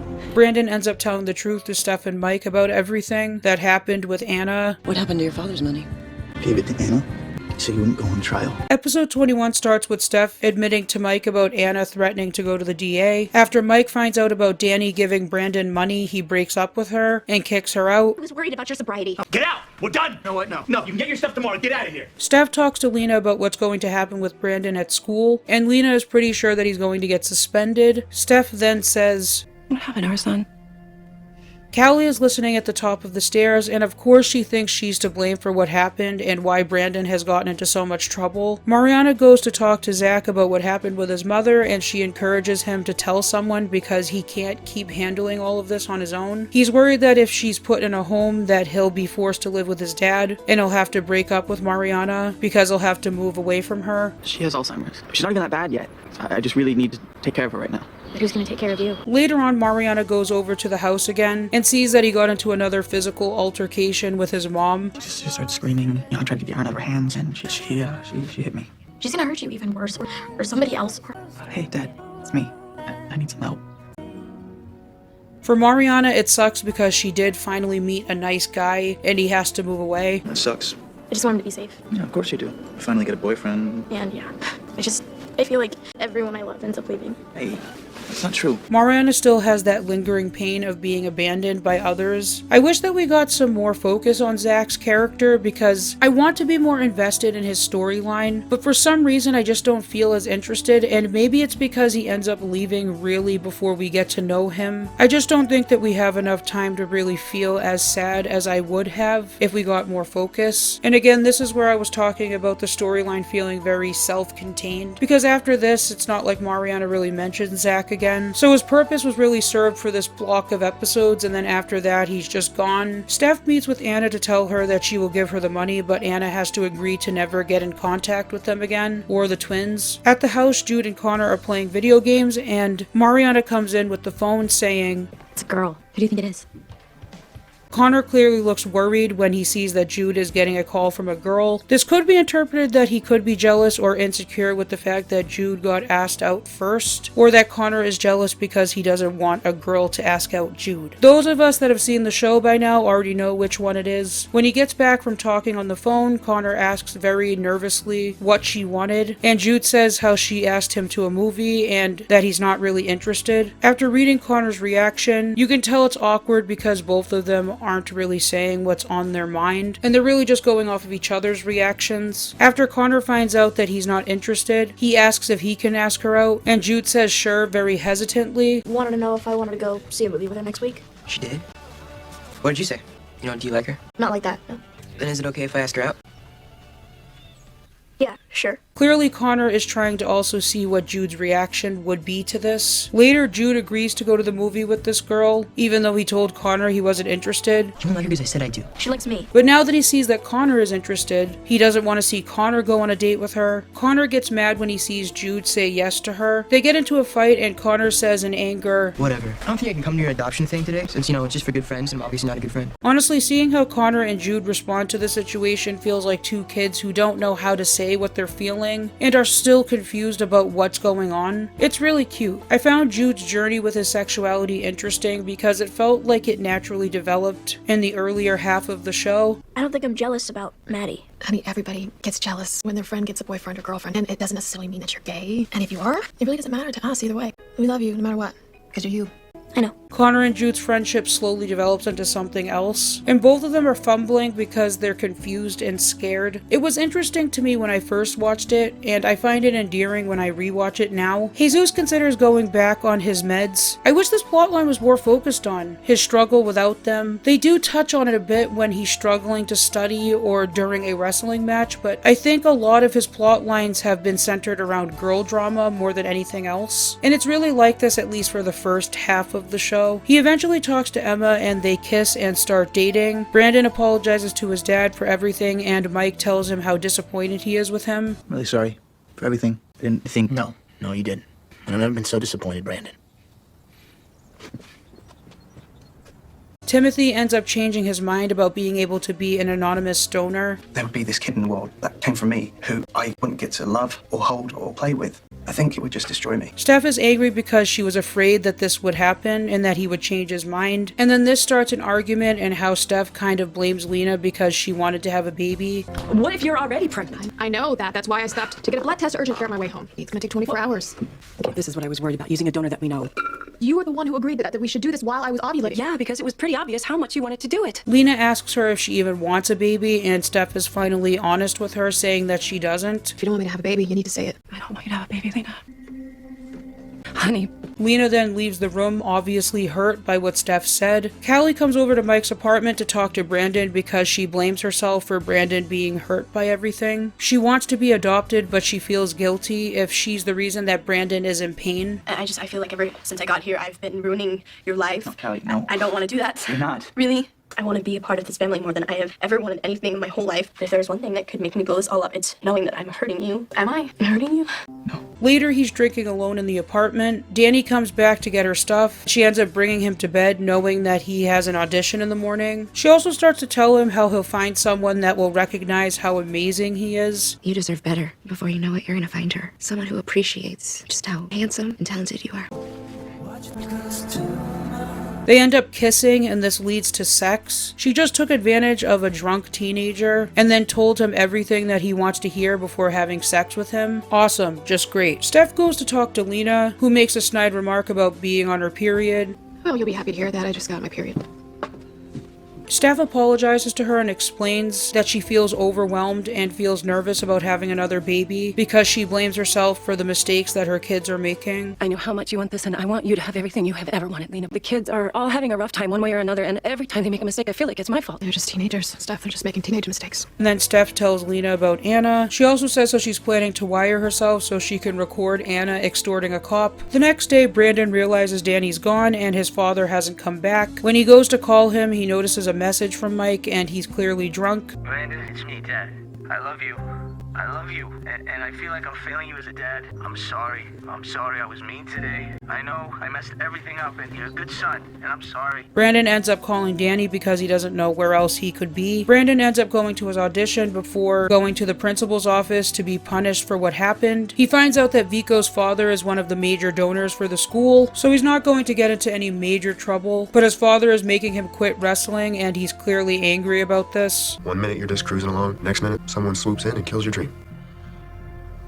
Steph waits for Anna to show up, and when she doesn't, she goes looking around for her. Someone mentioned that they saw her get into a fight with some guy, and based on how Danny found Mike with his knuckles all bloody, the show is implying that Mike is the one that hurt Anna, but we also know that the show loves to mislead us, so keep that in mind. Lena talks to Steph and tells her that she's pregnant, and Steph kisses her in support. I'm pregnant?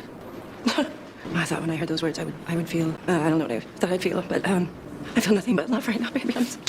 Oh my God. Wyatt and everyone from Girls United show up in support of Callie getting adopted. Someone pulls Steph and Lena aside to talk for a moment, and Jude notices, and you can also see the anxiety on his face, like he's just come to expect this whenever something seems to be going right. Connor shows up and they both apologize to each other. I wasn't sure you'd come. Well, it's for family and friends, right? I'm sorry about the whole Maddie thing. If you like her, then you should. No. Maybe all three of us could go see a movie sometime.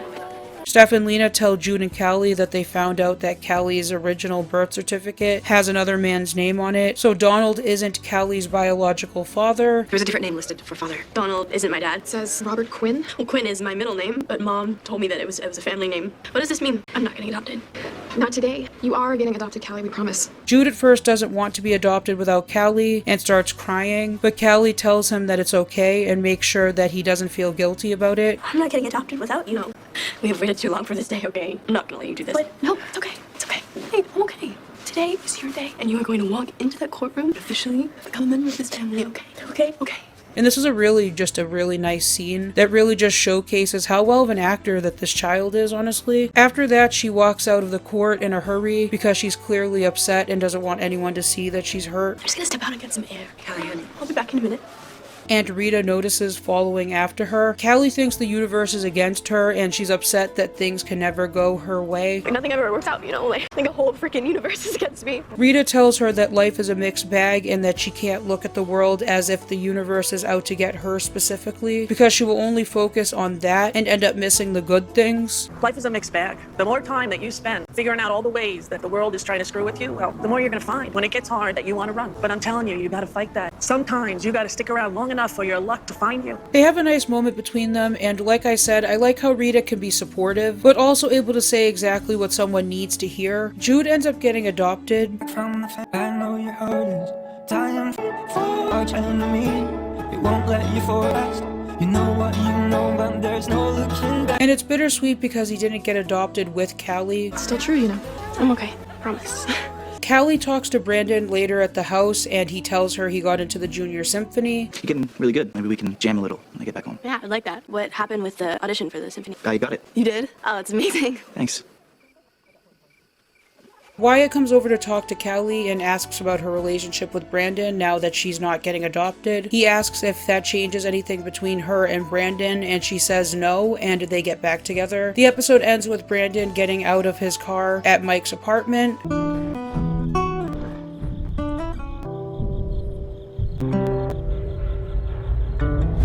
Season 1 ends on a cliffhanger, leaving us wondering if Brandon will be able to play the piano again. I think for the first season, The Fosters is pretty good. Some of the plot lines I'm not really invested in, but it's a good start that establishes some really interesting plot points for the next season, such as Callie having another father, and wondering what will happen with Lena being pregnant. There's definitely some ups and downs with the following seasons, and we're going to look at everything to see where things fall flat for me. As I'm sure a lot of you know, and some of you might not know, there is a spin-off series to this show called Good Trouble, and I am almost through that show as well, and I have to say I am not as much of a fan of it as I am of The Fosters, but there are some good elements of that show too, so if we get through all of this and people respond well to this, then I will definitely have to consider doing Good Trouble as well. I'm glad that there are a lot of you that like listening to what I have to say. It really means a lot to me, and if you made it to the end of this video, thank you so much, and I will see you in the next one.